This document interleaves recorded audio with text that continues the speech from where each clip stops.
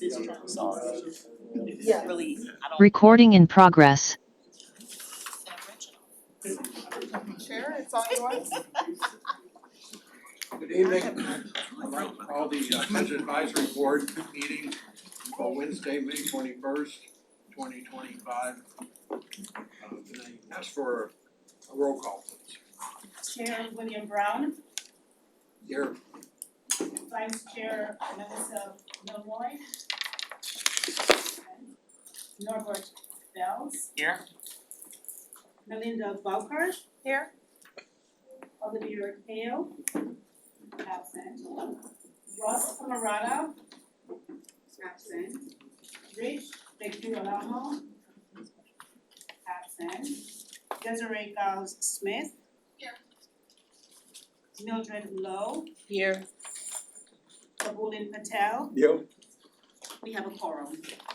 Thank you. Next item is the approval of the last meeting minutes from May 14th, 2025. It's in your packet. And if you turn to the last page, you will find a red line strike by Mr. Hale. He could not be here because he's out of the country, but asked that be stricken because that's not how he had expressed that. So, has everyone had a chance to look at the minutes? Are there any additions or corrections?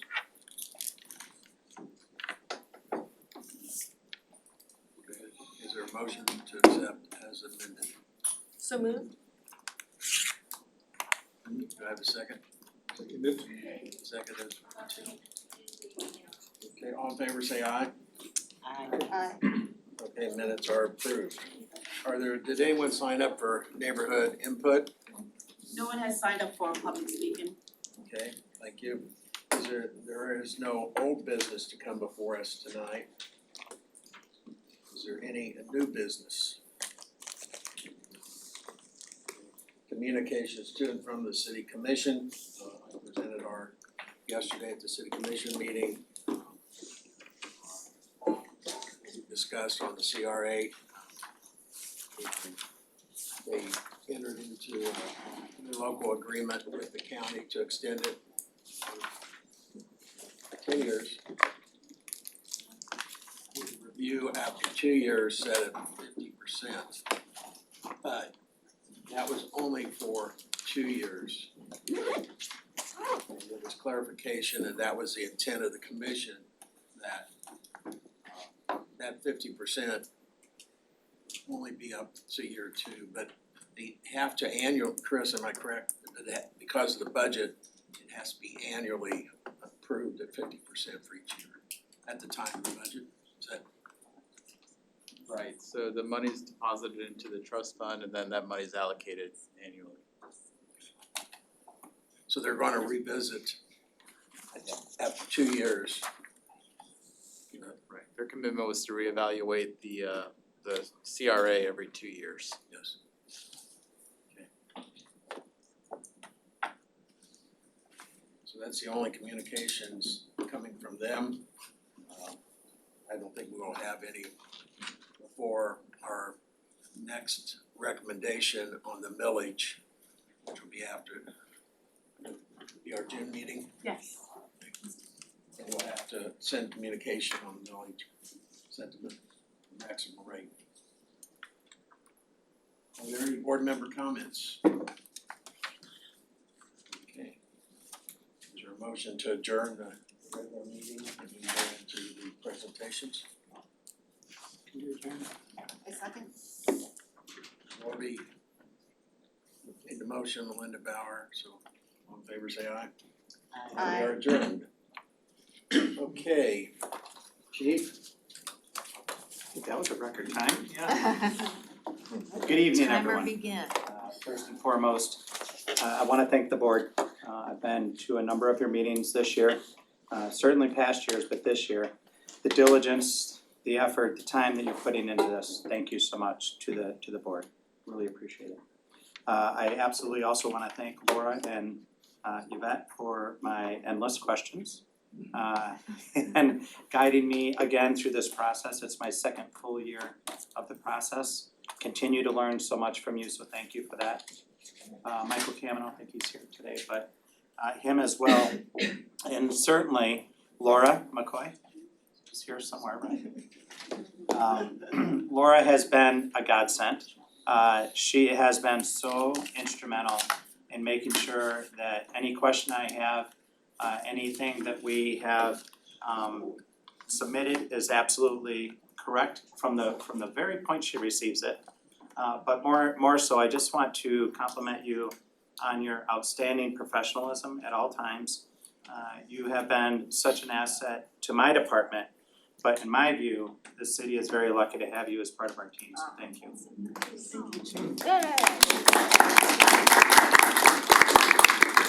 And I would be remiss without thanking my command staff and professional staff, some of whom are here today, as well as our union leadership.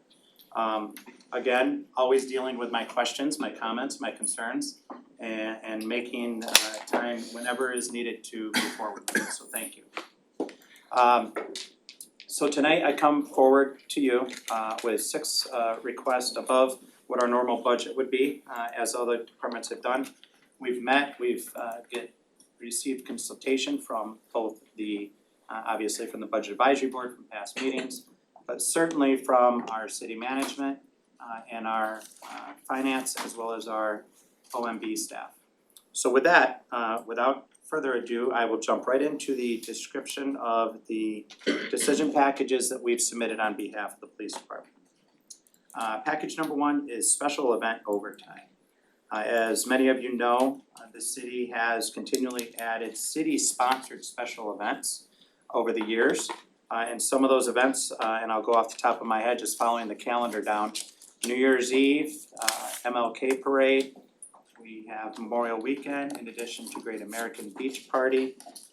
We have 4th of July, certainly Halloween and Labor Day fall in there. At the end of the year, we have all of the light ups, there are many now. And then the Sistrunk Festival and Parade. And with all of that, it always, the longest special event that is not a permitted special event for us is spring break. So with that being said, what we're seeking here is assistance in the overtime budget. By and large, these events have become, much to the city's credit, become so successful. Each year we have to continually rework and add to the staffing to make sure these events are secure. So this package is asking for 1.9 million in addition to our regular overtime funding to assist us in paying the officers who we sometimes mandate to come in, actually oftentimes, mandate to come in to work these events. And package number 2. This, at the advice of Manager Williams, we sat down and we went through all the expenses that we expect once we get into, hopefully in near future, the new police headquarters.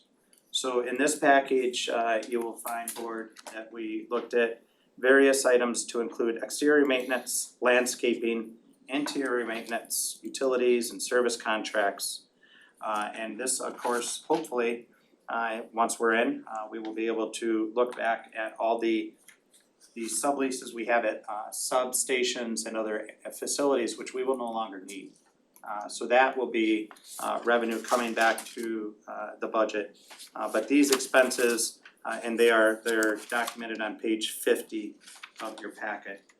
These expenses were what we went through and found will be expected in the first year of the building. And we are going to make sure that we edit this depending on the move-in date of the building.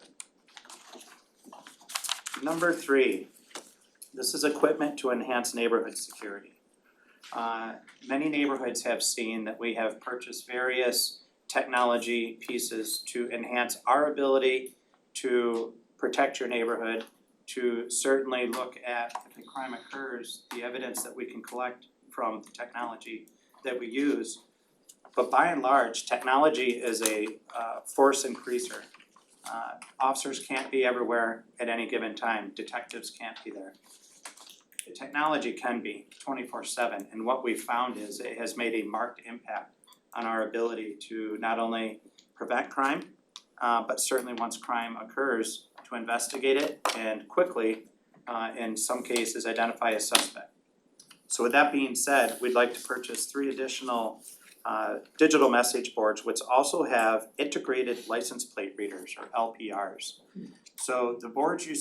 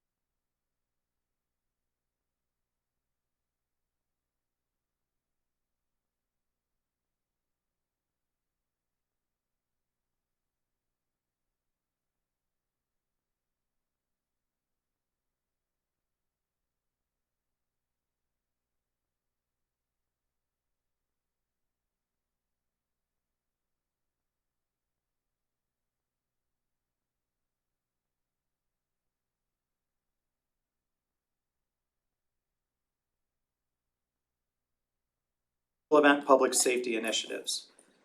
This would involve, again, more technology, and it would be primarily placed in our entertainment areas. So the 3 areas that we're looking at tonight would be the Hemmershey or 2nd Street area, Los Olas Boulevard area, and the Sistrunk corridor.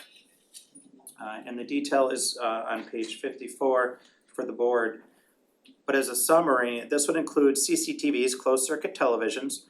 Normally you would see these posted on light poles or telephone poles.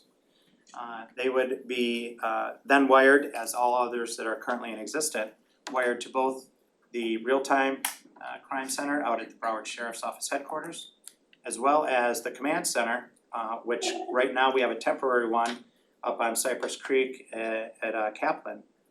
But that will be permanent once we move into our new station. So those cameras come into those locations, again, huge assistance in both real-time intelligence and recording. In addition to those cameras that we would like to add, and I'll go over the areas and the numbers there in a moment. We also are looking at barriers.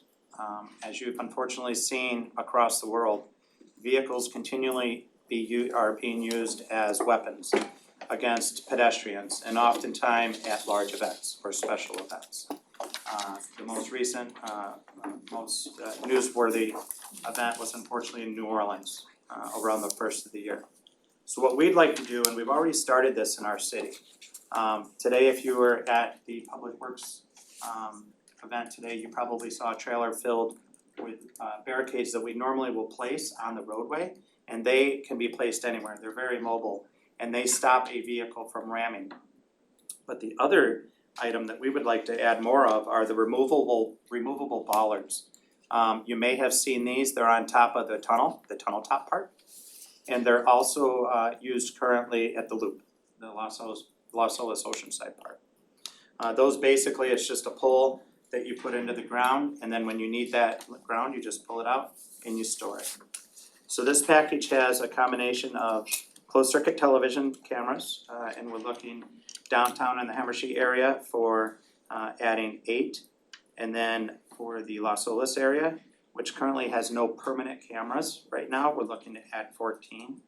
And then in the Sistrunk area, which does have some permanent cameras, we're looking to add 18 multi-lens and 16 pan tilt. If these were to be purchased, this would sufficiently cover all of our main 3 entertainment areas in the city. The beach, you'll see, is not on here. That has, currently has a number of cameras already installed. And then the barriers and the bollards. Number 5, this is a forensic specialist. Currently, FLPD employs 1 forensic specialist which operates out of the Broward Sheriff's Office laboratory. Because we only have 1, we rely on VSO specialists to do what's called peer review. Every time a DNA case is processed, and we're really looking at the most serious of cases, homicides, rapes, child abuse and such. Every time our specialist who currently works there processes a case, they have to stop and have a peer review all of their work.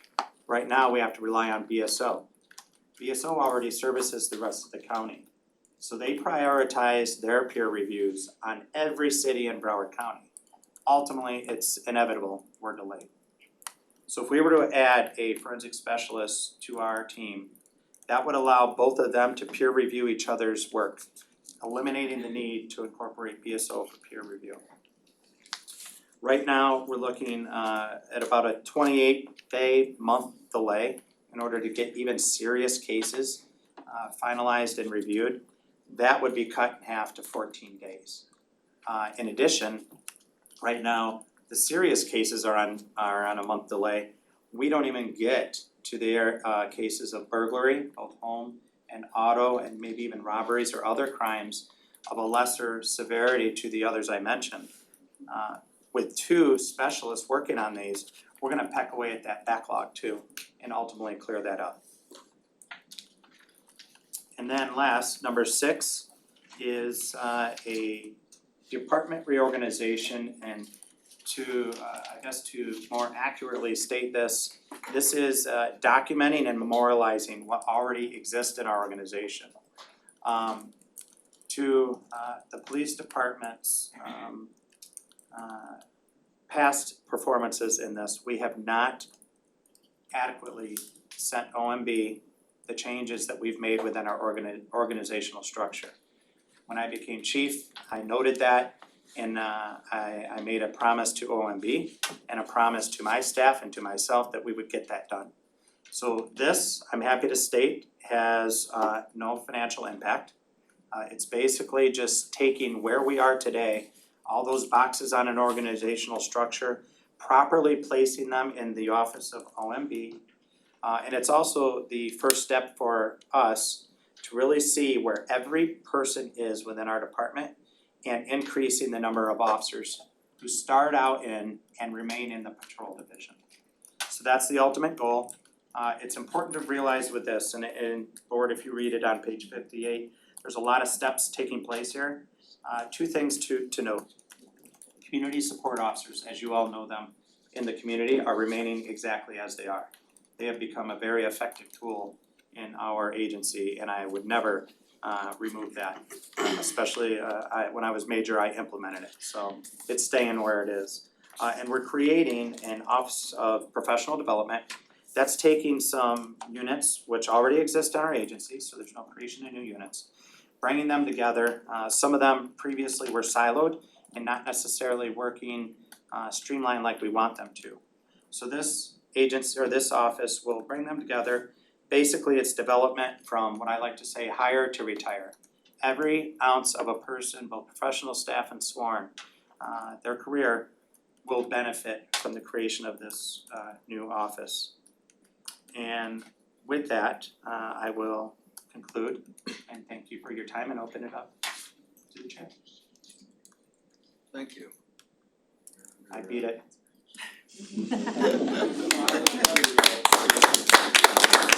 Yeah, don't tell. But then fire should come in. I wanna compliment fire that they didn't have a lot of asks this year, cause I knew you were coming in. I'll just go around the room, we'll start that side, and Melissa, do you have any questions? I don't, I read through this earlier and frankly, I love that you're doing the reorganization and it's not costing anything, but also I just, the cameras I think are needed, you talked about, New Orleans, I just think that for citizens and taxpayers, the one thing that they, count on and expect is their safety. And I think you all do an amazing job of that, I don't have any questions, but I just think I agree with everything you're asking. That's right. I must say that Chief, it's good to see that you're here with your command, some of your command staff, and that union is here too. So that makes me realize you have a unified force there, and I'm glad to see that. Thank you. Also, with your LPR cameras, are you guys having success working with other agencies too? Yes, so that's why we make sure that we share our cameras and we also get information from other cities through the Real-Time Crime Center at Broward Sheriff's Office.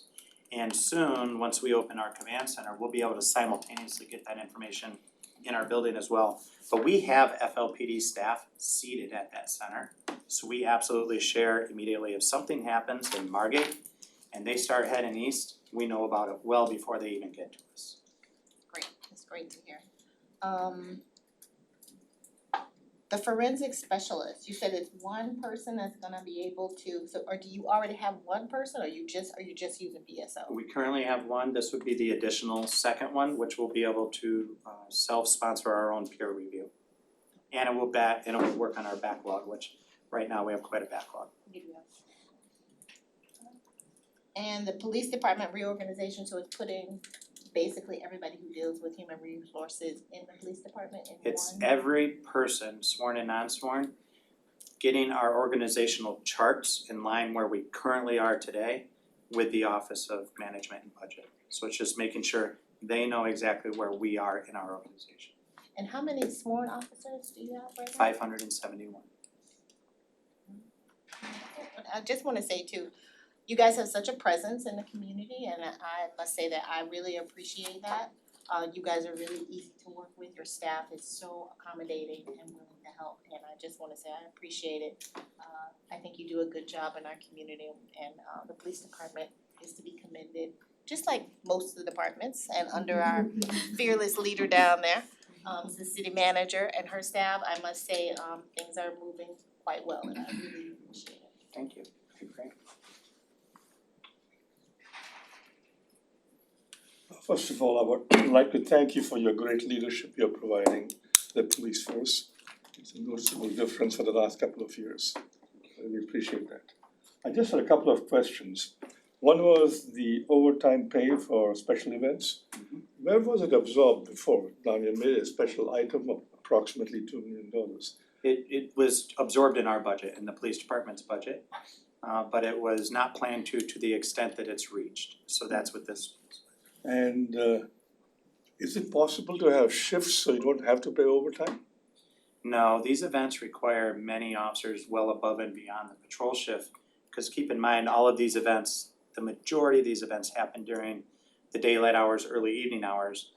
So patrol's already dealing with what they're dealing with. We can't pull patrol from their calls for service assignments. These are all people who are brought in addition to patrol. So patrol continues untouched and able to respond to all those regular duties calls. So this $2 million is in addition to what you were paying last year or year before last? So this was based on a review of the past year. Okay. That's what, so we know that this, what we did is we worked with OMB and we looked at the previous year to determine what the dollar amount would be.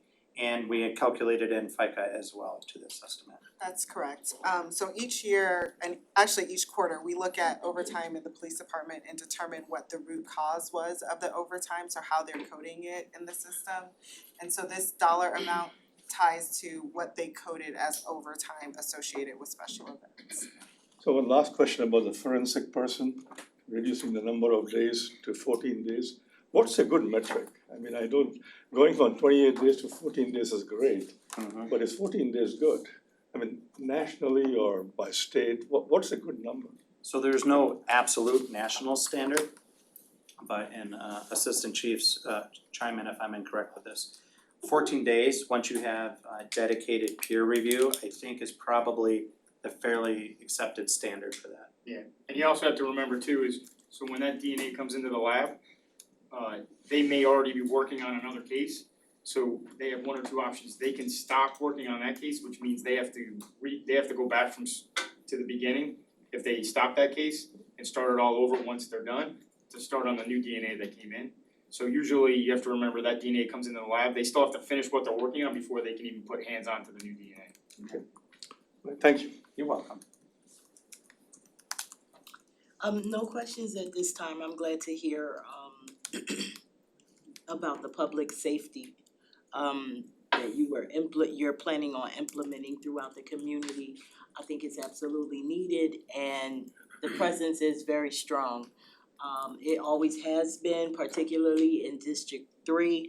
Like Desiree said, I have always worked with the police out there. They're always welcoming, friendly, willing to help. So I trust everything and I'm grateful that Chair Brown gave you the platform that he gave to you. I felt that he gave to you at the joint meeting. I think I was glad that you got that time and attention, so everybody else sang your praises and so am I. And I wanted to mention, I meant to do this earlier, I'm sorry. At the last meeting, you brought up about Parks and Rec working to better sponsor soccer and football fully for children. So I have some ideas for that and I've already worked with Carl Williams. So we're gonna hopefully within the next year bring that to fruition. Hey, woohoo, glad to hear that. See these meetings? It's a lot of great networking. Wonderful ideas coming together. Chief Schultz, no, thank you, fantastic presentation, and just echo the comments, thank you for your leadership. And I work with your community support unit, the downtown neighborhood does, and yeah, that's a great program, and so glad that you initiated it and are keeping it. I think residents are very appreciative of all that you do, and I think these additions sound much needed and well thought out. The public safety initiative, particularly with the CCTV cameras, is something that I know that residents talk a lot about. Are there cameras and who's watching them? And so definitely support the requested equipment. And I was just curious, apart from the existing cameras in the Sistrunk corridor, do we have how many cameras do we already have around the city, CCTV? So some of them are noted here. There's well over 100 city-owned cameras. Okay. But what we have is a network of private-owned cameras too. We have the ability to enter into contracts with businesses so that they allow us to tap into their cameras. So with that, we're many hundreds. I don't know off the top of my head where at combined at this point. We've gotta be pushing, I believe, 600 to 700 combined cameras. And that includes also the school district. We have access to the school district as well. And like I said, that's all hubbed right now in their real-time crime center. And most of them we can get access to locally as well, sometimes even within the patrol cars, sometimes even from our city-issued cell phones. So it's a great resource. It's fantastic. I'm just curious, do we have any cameras in parks, city parks? So that's another conversation Carl Williams and I just had yesterday. We need to work on that. We need to absolutely get more cameras at parks, especially at entrance and exit. And that's where LPRs would come in handy too, at the parks, especially our larger parks. They have the heavy inflow throughout the day. So yes, that's something we need to improve upon and we're working on it.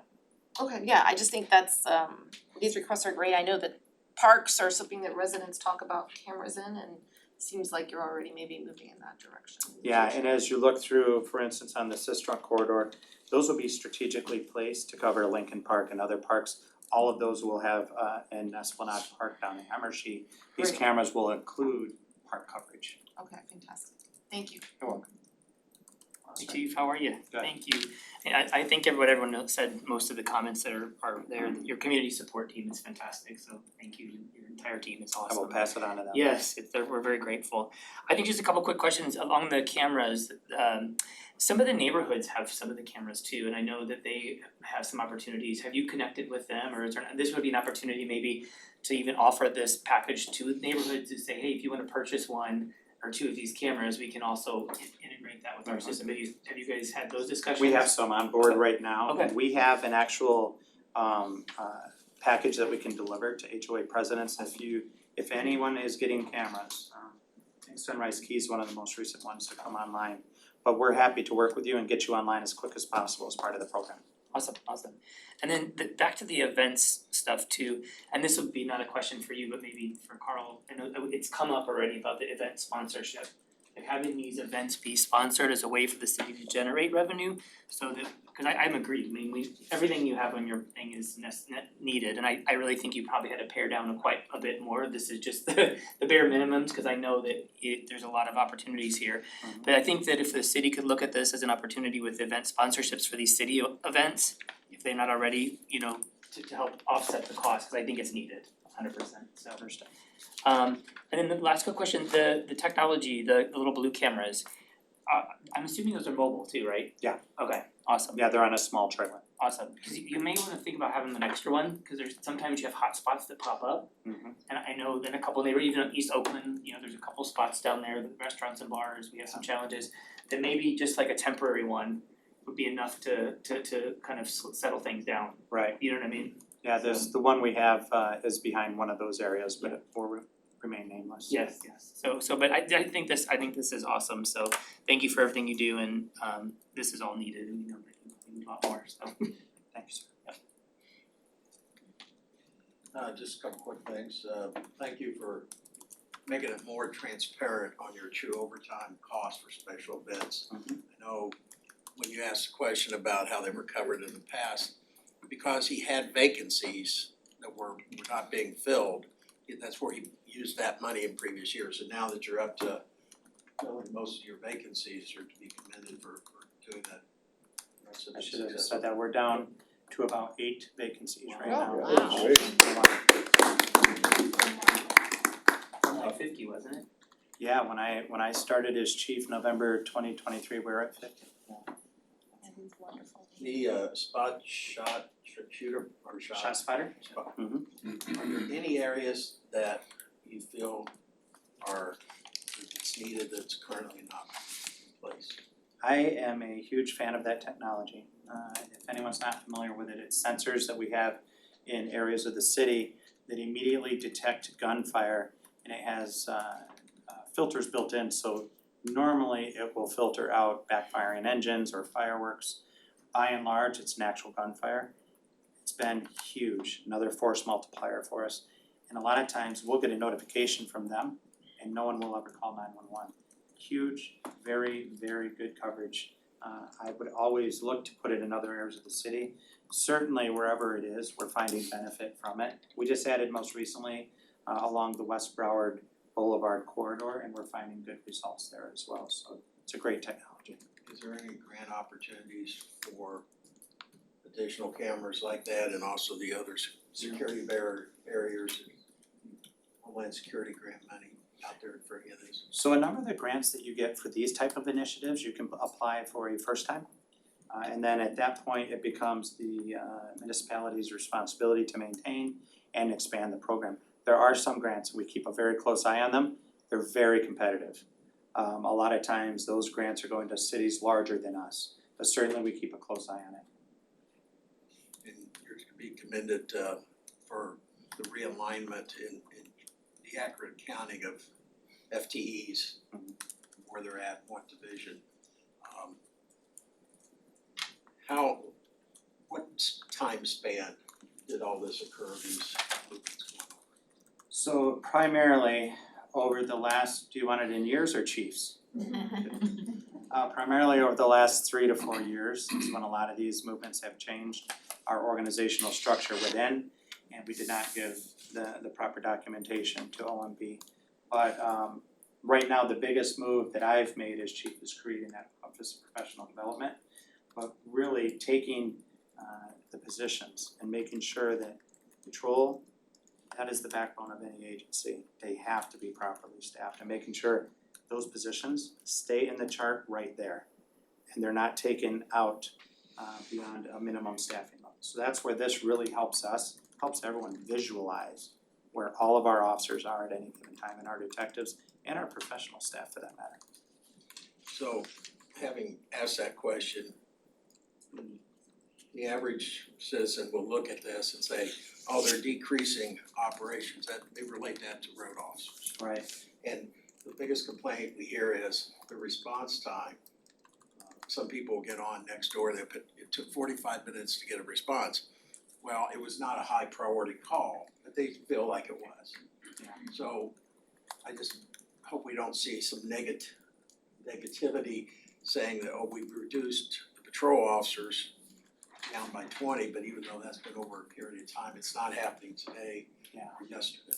And that's the exact, when I met with OMB, that's the exact conversations we had, as well as that upon first glance, it looks like we are stripping officers from away from patrol. It's actually the opposite. What happened is over the many years, the Detective Bureau has needed to grow. So positions have moved to the Detective Bureau.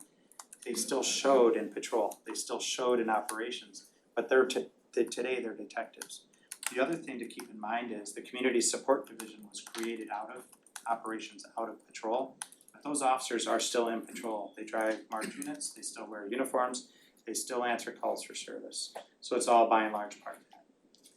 And then my final question is, compared to other municipalities our size and the call volume, is adequately staffed, the number of personnel?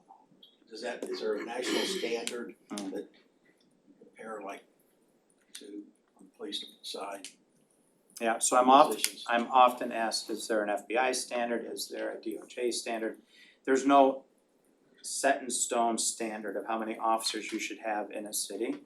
Right now, once we get to full staffing, we are at a place that we have not been in a very long time. And I feel comfortable, especially showing on our reorganization where officers are right now. You're gonna see fully the marked units you wanna see on the road. You're gonna see them more so, especially when it comes to an investigation of a case. We're gonna be able to provide more detectives. But the city's growing, and inevitably, we can't just stay stagnant with the number of officers we have. But that's a discussion that I'll certainly have continually with Manager Williams and with OMB, because we wanna be responsible about it. We wanna be able to explain also, if we're gonna make an ask for more sworn officers or more professional staff, there's absolutely gonna be backup to it. I would never just throw out a number and expect that people would take it for what it is. I would have backup for that. And then I'd just like to offer to you the opportunity, if you would like to come to council associations and do the presentation on this realignment and explain to all the neighborhood presidents so they understand what's occurring. Sure. And it just didn't happen overnight, it's several years. I think that will help because that way we can advocate and get a positive message out instead of some backlash of concerned people. Sure, I'd be happy to do that. Okay, very good. Any other questions? Very good, well, thank you. Thank you. See, this is your second presentation. Yeah. A little easier this time. Right. Thanks. Okay, well, thank you. Thank you. Next up, we have Portia with Developmental Services. So good afternoon, everyone. Good afternoon. So I have here with me Acting Deputy Director John Travers, Acting Deputy Director Ella Parker, Assistant Director Juan Rodriguez, Ashley Garcia from our finance team, and also Rachel Williams, who's our Housing and Community Development Manager. Development Services has 285 full-time employees, and we have 10 divisions. Gonna kind of walk us through the divisions and talk about how those divisions tie in to our decision package. So our administration division really supports the department as a whole, and provides services for our onboarding as well as for HR and IT services. Our building services division is actually the largest division within our department. And this year they processed 25,000 permits that exceeded about 2.2 billion in construction value. This was a slight decrease from the previous fiscal year, 13% decrease to be specific. But we also will eventually have Stantec report to address the building fees as it relates to that. In addition to the permits that were issued, we had 62,500 inspections. There was a lot of work done by our building services division, and we're going to have some decision packages for that division. Our community enhancement and compliance division, you all may be familiar with. We had some successes this year, such as changes to chapter 17, which is our noise control ordinance. In addition to that, the community enhancement division, they completed 23,500 inspections this year. That was really significant for them. We also have a nighttime team as well as vacation rental enforcement team. One of the things to highlight with this division is they have about 66 million associated with the enforcement cases, but we do have a presentation coming before the city commission June 17th to address how we plan to collect those monies. Our customer support division, so this is a newer division to development services. What this division is essentially the city's call center support team. In addition to the calls that they address, they also have a Fix-It FTL app that takes in customer requests. We have a few decision packages associated with this division. It is a newer area for us, and last year they had about 40,000 Fix-It FTL tickets really since March, and then they addressed about 140,000 calls per year. So there's a high volume with that division. Our urban design and development division, one of the metrics that they had for this year was to see 50 development review cases. However, this year we've only seen about 20 development review cases, and so we're seeing a slowdown in larger development projects. Our business tax division is responsible for the collection of taxes as well as enforcing the city's business tax ordinance. We have a decision package in this area to help address the faster issuance of business tax licenses. And then we have our Housing and Community Development Division, which administers several federal grants as well as state grants.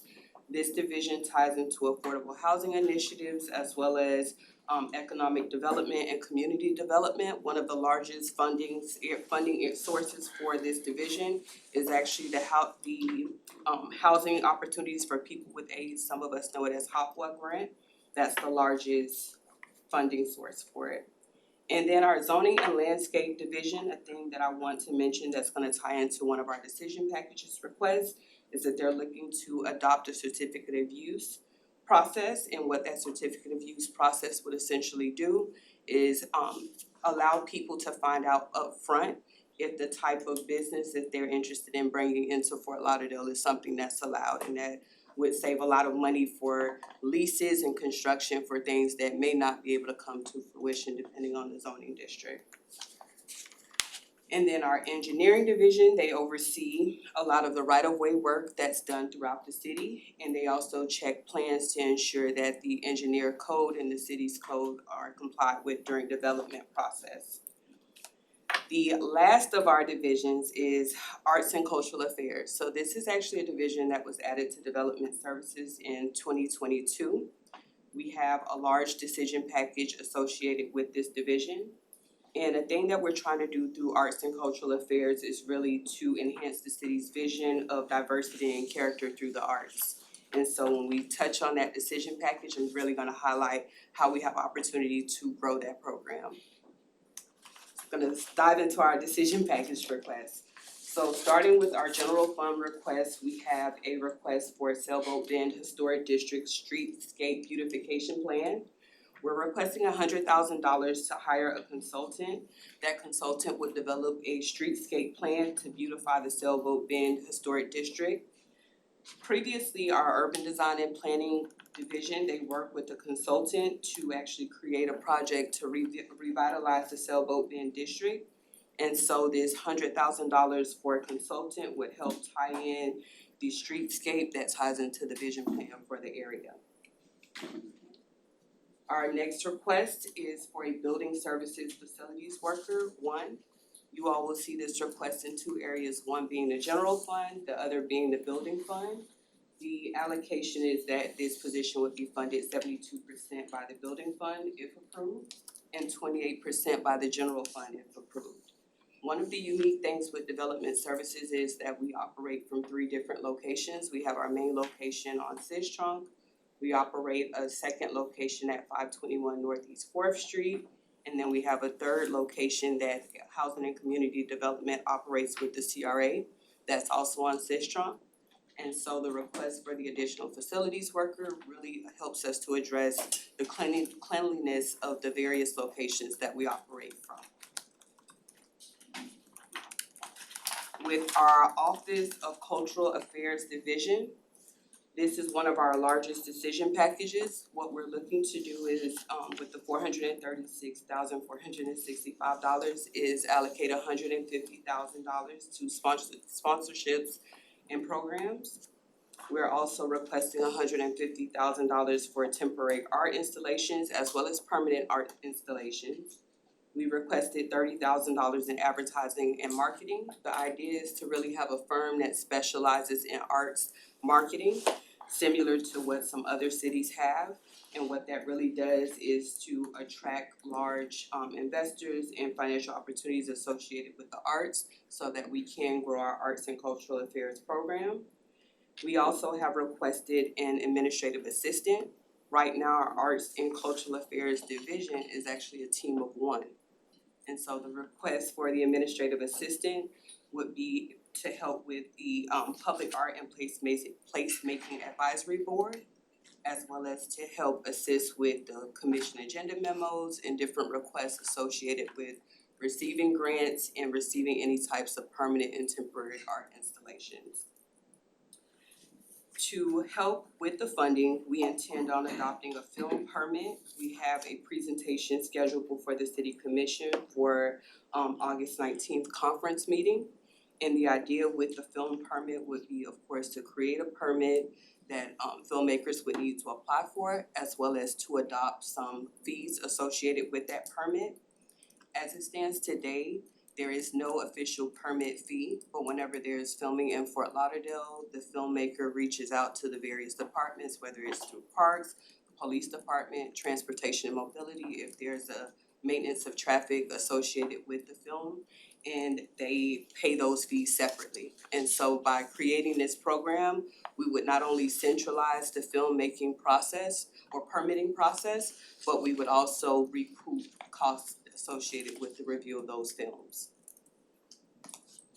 With our zoning and business tax decision package, we're requesting a shared administrative resource. And so the shared administrative resource would provide support for the certificate of use process, provide support for our Board of Adjustment process, and also during the June 30th through September 1st business tax peak, that person would be responsible for answering calls, helping respond to emails, and helping expedite the business tax renewal process. The idea with the senior administrative assistant essentially was that instead of our department looking at multiple admins to support this, we would really have that one admin that provides several layers of support. Our next decision package is for our Himmershey Historic District. So we requested $50,000 for a consultant to identify and develop a beautification plan for the Himmershey District. This project would involve a temporary streetscape plan, that's what we would be seeking from them. And it's associated with the June 3rd commission presentation for updates that we would be looking to make in our special entertainment districts. And so right now, with our special entertainment district, overlay districts, essentially the way that those districts were adopted is not the current way they're operating. And so we're looking to revitalize that area and to also activate it in the daytime. And the consultant would help by identifying some beautification that can make it a more attractive and active area during the daytime and nighttime hours. Our building permit decision package requests, one of them is a senior admin assistant. The senior admin assistant would be working with the Building Safety Inspection Program. That's a program that was implemented through the Florida Building Code after the Surfside incident. They would also be providing assistance with Code Enforcement Board and acting as a support to that admin supervisor who oversees the Building Safety Inspection Program. We also have a decision package to transfer a code compliance officer that was previously in our Transportation and Mobility Department into our Building Services Fund, and so it would now be building funded. The connection is that a majority of the maintenance of traffic inspections are associated with construction. And so that resource would be best paid through the building fund. And then we also have, which I mentioned earlier, the duplicate of the building services facility worker, and that worker is duplicate because it's general and building fund supported. We also see our zoning and business tax administrative support reflected in both areas because it is a general and building fund request. Our final area of decision packages is the Unified Customer Service Fund. We're requesting a division manager for that area. So right now, the call center for the city is supported through our department. That call center takes calls for public works, transportation and mobility, development services, all of its divisions. And so the team of 3 supervisors and their call center agents are all reporting to an assistant director. By creating a division manager, it provides a more centralized overview of our customer service area and allows us to also address fixed FTL, which is a high volume of, you've heard, 40,000 fixed FTL tickets. In addition to the division manager that we're requesting a customer service center operational enhancement of $75,000. A portion of that is for the improvement of our software. So right now, our quality assurance for those calls is done manually. The supervisors download the calls, they listen to them, and they do a rating system through an Excel spreadsheet. We're looking to use technology to refine this process. There's artificial intelligence and other ways that will essentially save staff time if we adopt technology as opposed to a manual process of call quality and assurance.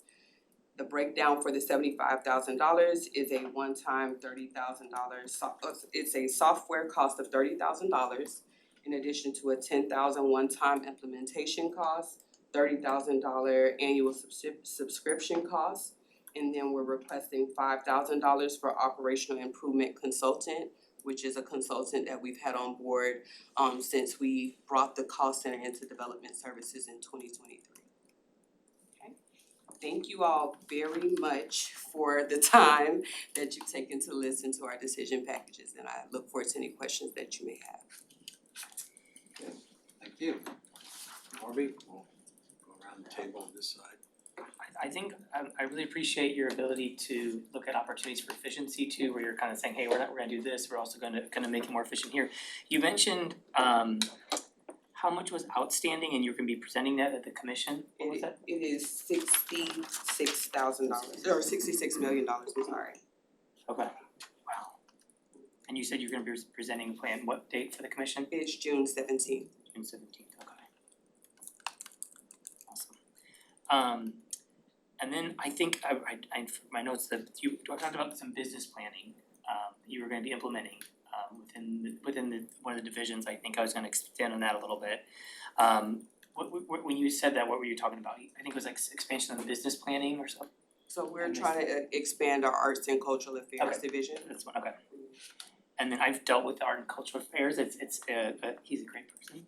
And you guys done a great job with just one person, and I know that we have such an opportunity in Fort Lauderdale. I mean, look at what Miami does. Right. And we have one single person doing all the work in Fort Lauderdale, so I think that's very needed. We've had personal experiences with that division and it's been awesome, so I'm glad to see that going up.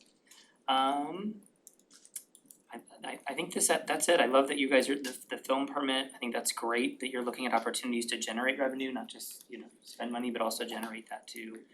And then I think just a question, just maybe the neighborhood would like to know, like when you're doing these neighborhood improvements, which I think is awesome, how does a neighborhood get on that list? Is that through their city commissioner, that process, or is there a way, if there's a neighborhood out there that down the road that wants to get on that list? For the improvement plan, Correct. like the vision plan. Yeah. So my understanding is that the vision plan is a part of a larger master plan. Okay. And so there is a notice that went out to the public for it. Thank you. Portia, thank you so much. That was a very complete explanation of the decision packages.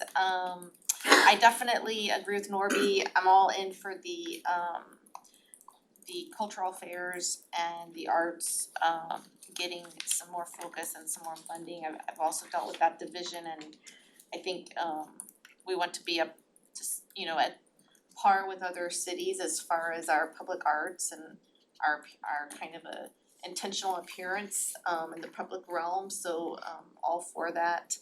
And I know that you were talking about using technology with the call center and AI.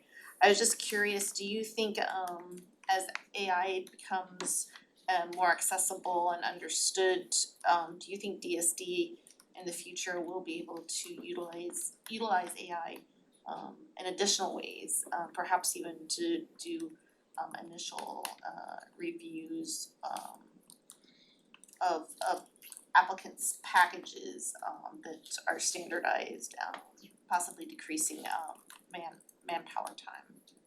So I know last year that the city's IT department was reviewing a policy on how we could use artificial intelligence. I don't know if that policy has been refined yet. And so I believe any use of AI for the business process would really be a citywide effort. And so I would really defer to our IT or acting IT director, Angela Marinas, on whether it could be. There's opportunity. I could chime in on that too. Yeah. So when I was director prior to Portia being acting director, we've had several companies, not several, but a few companies come out that have that type of technology. It's somewhat in its infancy right now in terms of plan review. Not a lot of cities use it. There are some private developers that use it to kind of quality check their plans before they submit to cities. The DDA has also brought this up as something that they want us to look at as well. So it's something that we are interested in looking in. It just may not be to the point where we're confident in it being useful to us in that way, but I do agree that the technology is continuously improving and there probably will be opportunities either on the city side or on the developer side or both to use AI and help create efficiencies in that plan review process. Okay, sure, yeah, well, thank you. But yeah, other than that, I appreciate like the detail that you went into. It all makes sense to me, and so I don't have any further questions. Thank you. Great presentation, Portia. When you were talking about the housing, you spoke about the housing, but at the meeting last week, the fire chief mentioned something about incentives for housing for some of the employees. And I was curious, is that on the agenda? It's not yet, and that is one of the things that keeps me up at night in terms of our department. And so with a shortage, somewhat shortage of affordable housing, it does affect our ability to recruit nationwide at times. And so I know there's been different discussions internally about how we can create more affordable housing opportunities. As it stands right now, there is not one created for city employees. Okay. And Sailboat Bend, such a small neighborhood. How did it get selected? Like, I don't expect you to tell me exactly how did it get selected, but why the emphasis in that particular area? Like, how beneficial is it to beautify? I mean, not that any neighborhood does not deserve a different look or something that brings something extra to it, but Sailboat Bend, and just my honest thoughts, just to get it out, Himmershey.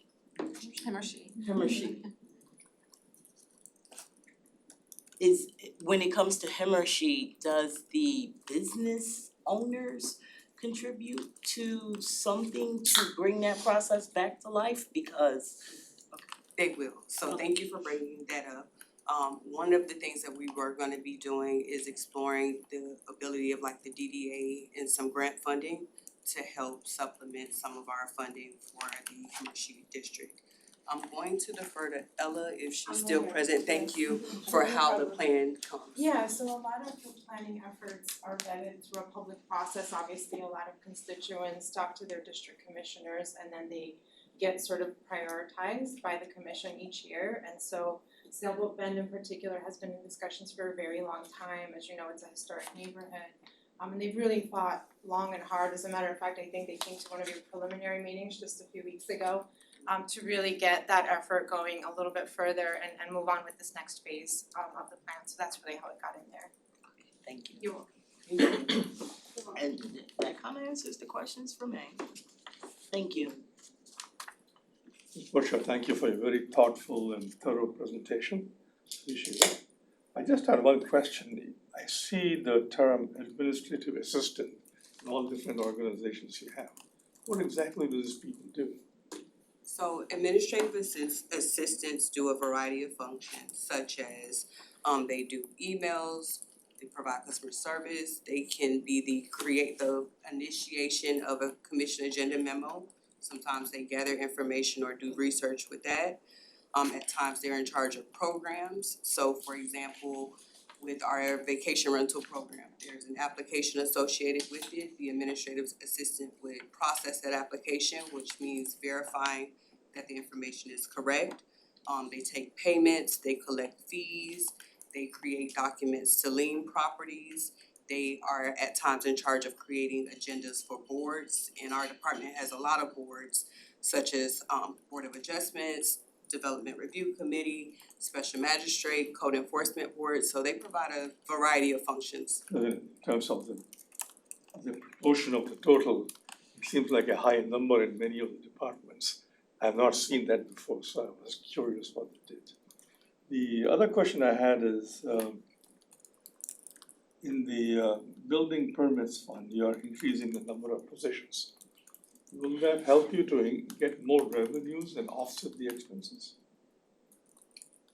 So a majority of our revenue for building services is collected through permit fees. And so the positions that we're requesting do not contribute to the increase in those fees. One of those positions is like the facility workers, there's not revenue associated with that. With the senior admin assistant, what that position is really doing is helping to process those building safety inspection cases faster. And so there could be revenue if the property owners don't submit their safety recertifications on time. But in general, those aren't necessarily revenue generating positions. Thank you. That's all. Great presentation, Portia, which is very informative. I had a few questions on the cultural affairs program. It says that there's business for the arts of Broward. They're gonna do a mural in downtown Fort Lauderdale. Where is that gonna be? Or is it's something that you guys still have to process and determine? We do, yes. Alright, and so then I guess these programs, they're run out of your department? Is there, like, people come and they just say, hey, I want to do a mural, and then you guys provide paperwork and make a determination on who gets selected?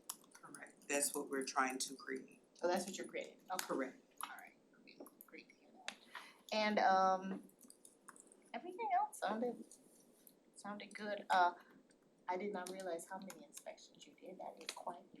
It is, and even more plans reviews associated with those inspections. So that is quite a lot. And then I guess the one thing when you brought up the 66 million, you said that is in code compliance, fines and liens. So is the goal of that to get compliance It more is. than it is to? Okay, I It just is. wanted to make sure, and I guess with the program that you're gonna set up, residents, businesses will be given an opportunity to comply. Will there be any type of, sometimes I know cities will have listen, if you comply within this special period of time, we'll reduce your code compliance fees because the objective really is compliance. Correct, and we have that program Amnesty. And so when we went before the Revenue Steering Committee, some of the feedback we received was about the collection of those outstanding fines and liens. And so through the presentation, it's really to educate and also to outline all of the different ways that we try to recoup those fees. But compliance is always our number one goal and a requirement for us recouping those fees. And if a business or something does not come into compliance and you keep trying with them, what ultimately are your avenues of either gaining compliance or moving the business someplace else or? So we have I will start with what I believe was one of our more effective tools, which was lien foreclosure. You can't do it for homesteaded property, but the benefit of it was a lot of times at the notice of intent to foreclose, we started receiving communication from the violator. And so oftentimes we were able to collect through that process. I've noticed too with some of those in our community, either the person came in compliance or the business is all, the building is gone. Absolutely. So, and that is just really great. I mean, it's cause some businesses, I'm not sure what their whole business plan or model or, because they just wouldn't come into compliance. But when you guys, I guess put down the hammer on, business was gone, the building was gone, the whole problem left, which was great. So I appreciate that. Thank you. Not a lot of questions, I agree, thank you for your presentation, it was great. I'm a huge fan of art in public places, so I fully support. I didn't really know that the cultural division was brought under your department, so I think that's fantastic. You mentioned film permits, I wish we did more, years ago, we used to do a lot of filming here, and I think we lost a lot of the incentives at the state level, and I think we do need more incentives to bring more of that here, so I think anything you can do to spur that would be fantastic. And my first initial thought when you talked about it needing more admins was like, okay, well, development, you talked about the slowdown and the development over the last year or so, but I think you're probably still one of the busiest departments in the We city. are. And it's probably very much needed, and I think anything that we can do to streamline the process for, new developers coming in or small businesses or whatever is probably a great thing and make this really business friendly or continue to be a business friendly city, so thank you for your presentation. Thank you. Just a couple quick questions. On the cultural program enhancements, the mural grant program, I see there's five businesses, privately owned businesses. Is that one per commission or district? I am not sure if it's per district, so I can check on it. Okay, and will there be selection criteria developed, matrix on judging those, and that go before the, what board is that, the public, The Public Arts Advisory Board, yes. okay, and they'll have weigh-in as Yes. well, okay. And then the only other question, you mentioned about Development Review Committee, you've seen a decrease in applications review. We've now 90% or 100% online for filing of permits for the most part. How have we utilized those positions and staff time and right sizing, and as we're gonna start seeing more and more decrease in the number of building permits, Fort Lauderdale's built out, they can only go up mostly, or tear downs. How are you readjusting to meet that demand So, or the With- decrease in demand? right, so we've actually reassigned a lot of our, what at the time was our permit intake staff that was in the lobby area. So when we transitioned to a digital permitting, we had about a 87% decrease in our lobby traffic. And so those permit technicians are now working in what we call the Lauderdale Plans Room, which is essentially our online environment. Very good. Any further questions? I wanna thank you for your presentation. Strong supporter of cultural arts and programs. I think that it adds a lot to neighborhoods. I love that you're trying to bring businesses or make it easier for businesses to come here too. That's really important. Thank you all. Very good. We save the best for last. Thank you very much. I know you got plenty of time to beat up on me, so. Chairman Brown, ladies and gentlemen of the board member, thank you very much for this opportunity. A little bit of discussion about the approach about budgeting this year. We know a couple things. We know that we have price increase in a lot of commodity and chemicals at the plant level, so the approach to address that is to roll them into the operational budget rather than do a decision packages. So all of these increases are absorbed in the operational budget as increases. All of these increases in the operational budget are based on actual contract solicited and obtained. We also have several conversations, and we went to a joint commission and the board meeting, and we heard you loud and clear. It was about inducing efficiency, look for efficiency. So our approach is to really look for efficiency in our operational as well as all of the other programs. So as you can see from our package, we have not included a whole lot of decision package. We pared it down to an absolute minimum of 3, and I'll go over those, and then after that, I'll go back and have some general discussion about our program and initiative. Last time I had a discussion, I mentioned big program, big money, big dollar, and big initiative, and I talked about the triangle, people, project, and money, and trying to keep that balance. So with that in mind, as you can see, we have 3 decision packages in the program. The first one is really the largest. That's for 18th position for the new water treatment plant. This is a contractually required, it's mandated as a new plant continuing construction. We're coming into the phase of startup and commissioning toward the end of this year, and we need to supply the project company with plant operator to undertake that startup and commission. The actual project coming online is September of next year. So those folks are 18th position is mostly water treatment plant operators and some mechanics and electrician, and those have to be provided, and it's a contractual requirement. Now, as part of transitioning from the current plan to the new plan, we have to sustain both operation for a transition period. In a sense, 5-ash need to be operating, and the new plant will be operating under commission and startup.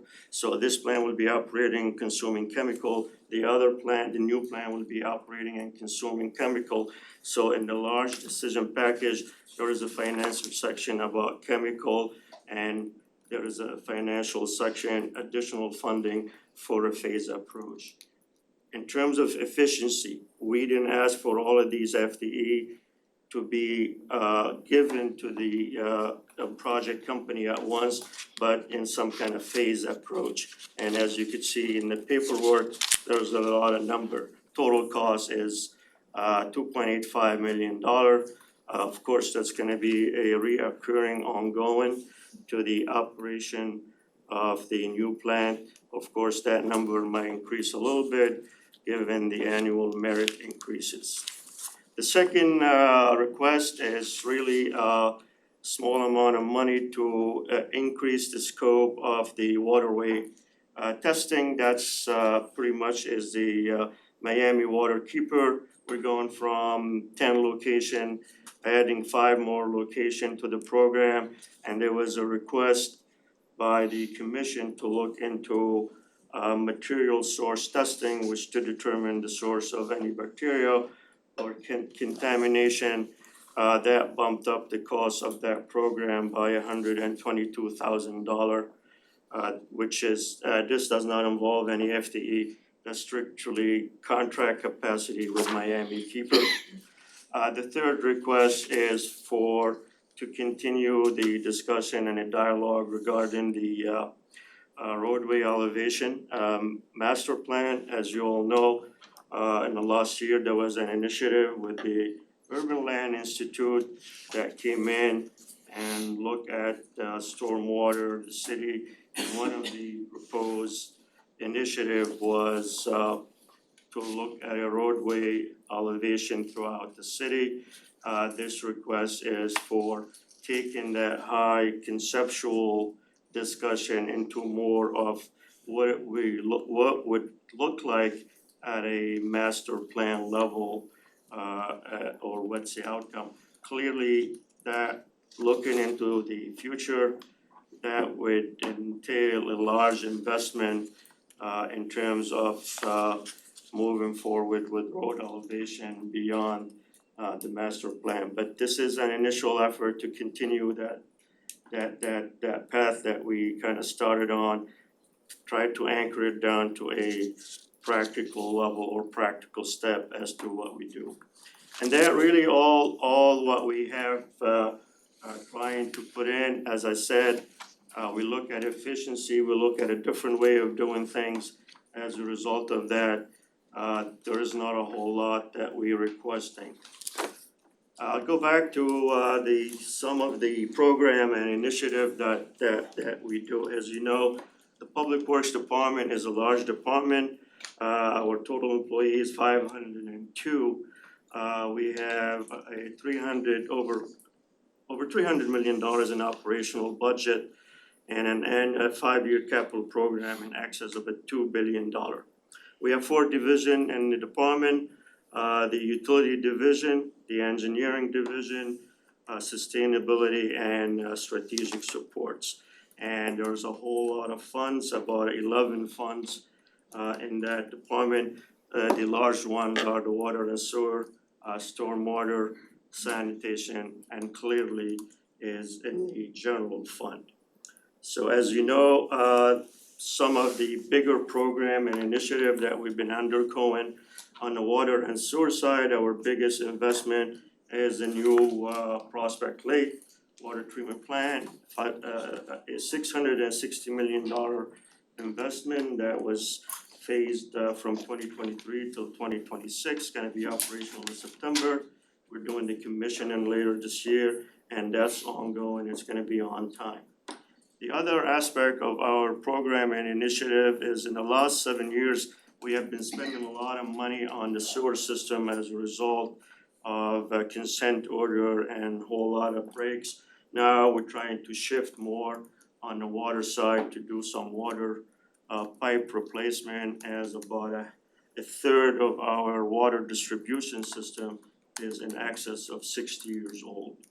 So we're trying to balance the expenditure on the water side as well as the sewer side. Another big initiative that we're doing in the water and sewer, and that is to reduce the inflow, the I&I to the GTL, as that impact the capacity of the plant as well as the amount of sewage that goes to that plant. So there is more investment in the water and sewer. Clearly, all of that is supported by the ratepayer. So issuance of bond has to be balanced with the rates and how much the customer can afford. On the stormwater side, you all know we have a large initiative with the Fortify Lauderdale. We went to the commission last month. We presented an initial big picture of what the phase 2 or tranche 2 will look like. There is 17 neighborhood grouped together into a 12 project. We're gonna go back in June and present to the commission a solid analytical method with the rating and ranking on these projects. Clearly, that's a massive investment. We're looking at somewhere in the $900 billion investment. We're also in the process of completing the phase 1 project, a project that has 8 neighborhoods in it, and the remaining neighborhoods are 3. That is Southeast Isle, Victoria Park, and Melrose Park. Victoria Park is completed, ready to be bid, as well as Southeast Aisle, we're gonna start looking. Victoria Park is beyond the 60%. One of the issue regarding these remaining three projects is finding money. We're still looking at a $212 million shortage to fund those remaining three projects. That's beyond funding of the phase 2 12 project. And as we put more stuff in the ground, clearly you have to provide more maintenance in terms of the staff. But we're not requesting FTE this year, we requested those last year. They're coming online to increase the maintenance as a result of having a new system coming in. And as a result of the 23 flood, we have a new flood a flood response plan that we activate anytime we see a major storm coming in, focus on our resources, prioritizing resources in various neighborhoods. But again, as we move into this program, phase 2 is a 10-year program. As we move into this program, we're gonna start to look at doing more maintenance as more commodity goes into the ground. On the general fund, again, efficiency, operational efficiency is a big word, you know, the need on the general fund portion, the money is really competition between sidewalk, roadway, pothole, fire station, and bridges. I know this board have a specific interest in bridges, and I'll go into bridges in a little detail. We continue to do annual maintenance on sidewalk with the sidewalk repair. We also continue to do annual maintenance and repair on bridges to the tune of $2 million a year. However, everybody knows that the price of commodity has increased dramatically, so we're with that level of funding, we're probably doing less location than before. On the staffing level, as we said, we have 502. We have a vacancy rate of about 15.5%, 79 vacancy. Last time we had a discussion, we talked about difficulty with recruitment, specifically recruiting some specific position like water treatment plant operator, mechanic, electrician, trade, and a specific type of position.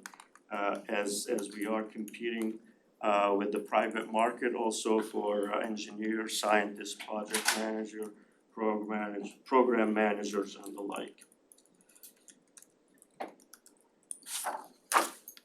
In terms of the challenges that we have, and I've gone through some of it before, again, the ability to execute in terms of having enough resources to push all of these programs forward, whether it's on the engineering side or the consulting side, the ability to recruit and retain talent.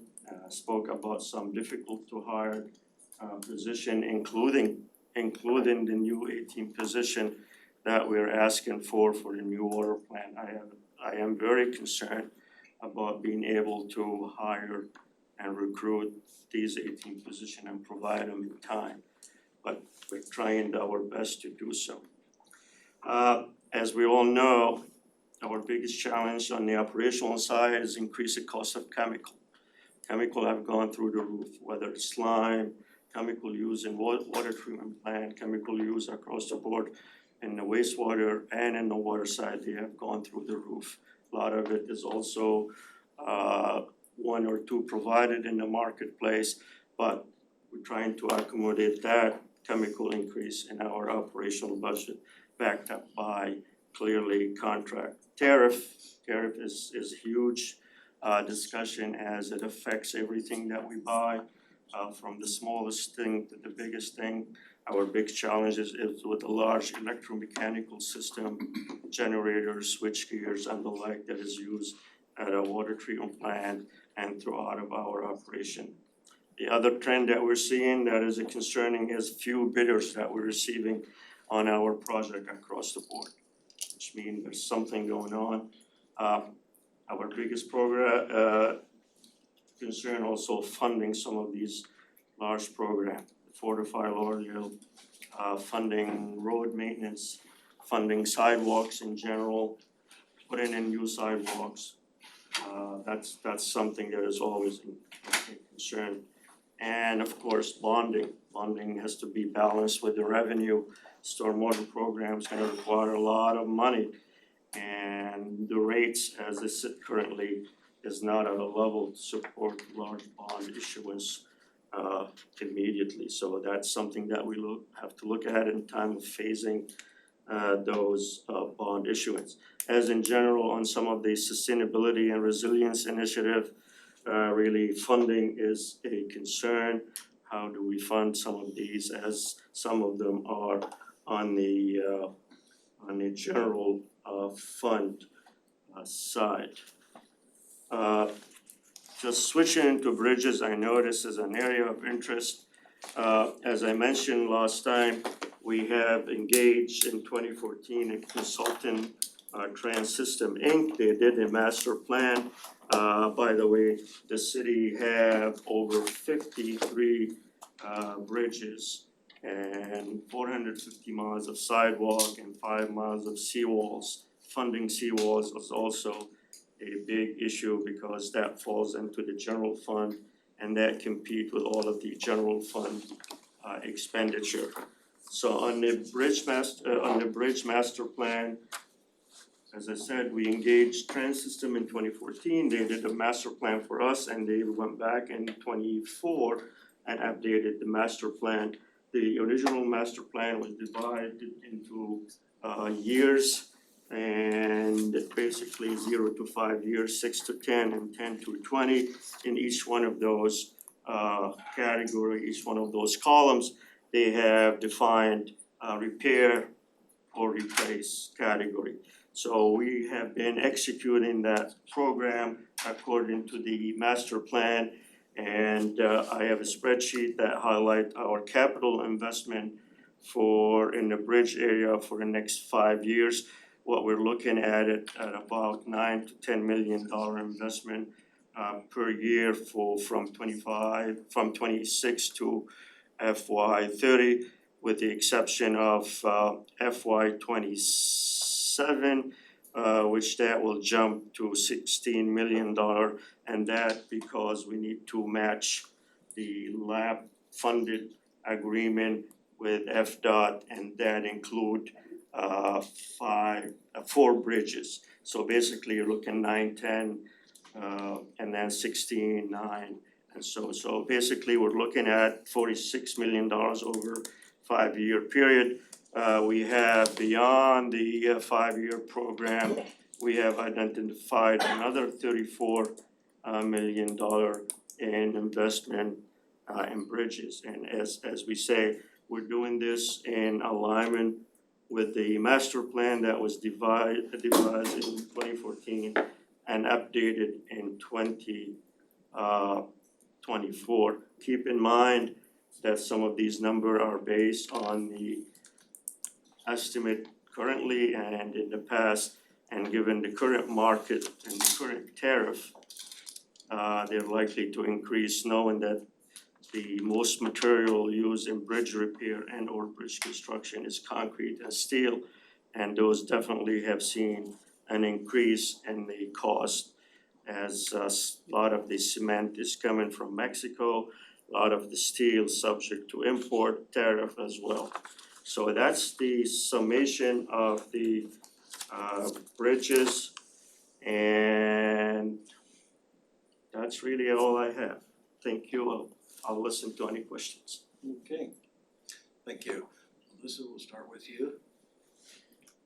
It's like, wow, I think, I don't even know where to start, because I just feel like infrastructure is, aside from public safety, like what is at the forefront of people's minds here in Fort Lauderdale. Stormwater, when you talk about that, and 4 to 5 FTL, like phase 2, just the funding needed. I've gotta believe, like you talked about the Melrose Park neighborhood in Detroit. Every time we have a rain event anymore, those areas are flooding, so I know it has to be addressed. Where do we come up with the $212 million that you talked about? I'm curious on the bridges, how many are critical at this point? Well, I again, know we've talked, I know you said that there's 53 bridges repair, but 9 to 10 million a year with, and then 16 million in 26. There's just, you know, I guess everything that I think about, I was writing, and you kind of addressed it before, after I was writing down seawalls, you know, what employees that you're gonna need for the water treatment plant, that's concerning that you can't hire, you know, or you have concerns to get it fully, you know, staffed. So I guess in my mind, it's just, it comes down to like millage. I don't even wanna bring it up, but I feel like at some point it has to be addressed because where does all this money come from? And a lot of it is critical. It is critical, and a lot of it is need. I mean, again, the 23 flood have changed everything upside down, clearly, and a lot of these programs are big dollar program, and they have to be supported. Now, keep in mind also, on the general fund side, the sidewalk, the roadway asphalt, the pothole, and the bridges are also competing with the fire station. We still have 2 fire stations on the books that we need to complete. Fire station 13 right there on Sunrise, and fire station 8 to be built south on Federal. Now, fire station 13 earlier estimate was like about $7 million, and then the revised estimate came in at 50. Now, right there, I gotta look at all my general fund money, trying to fund those priority, because the fire bond program has been going for a long time, and is a concern across the board about how fast or how speedy we are bringing these fire stations, because they're needed public safety, and that's a priority. So that's where we struggle in terms of trying to balance all of these priorities and making sure that, you know, we provide public safety, and we protect the people who walk on sidewalk so they don't fall and trip and have lawsuits. So it's a constant balancing of money. Thank you. Great presentation. Do we have impact fees for water and sewer? We have impact fee, water and sewer. We collect I believe we collect about $13 million for both water and sewer, and once those are collected, we try to use them for project. There is a statutory requirement, they need to be for capacity expansion, i.e. expanding the capacity of the system, and that through the permitting process at DST. Have we looked at adjusting the stormwater fee? This is part of the discussion that we're gonna have with the OMB about, I think they're doing a study for that. I'll let Laura address it. Go ahead, Laura. No, okay, so the stormwater is this non-ad valorem special assessment. Now it used to be on the utility bill, but now it's an assessment, and it's set each year along with the budget. So in the month of July, the city commission will set that rate. So in the month of June, that long-term financial forecast will be presented, and a rate will be suggested, or incremental rate increases. The last model was 15%. Correct. Each year. So the assessment would go up 15% per year to support the debt planned for stormwater. But that's considered every year in the month of June with the long-term forecasts, and the rate is set that first meeting in July, which happens to be June 30th this year. So the rate is each year set. So, I mean, I guess the city commission could look at, if you're saying that there really is a bond that's needed, to see if that rate could be adjusted so that you could fund the bond to maybe get more of the projects done. And one of the things that Stantec does is an interactive model, and so what that model does is allow, you know, the viewers to really determine, if we were to increase or issue an additional bond, what does that mean for the rate increase? And so all of that information will be presented to you guys and the commission at the same time at your joint workshop.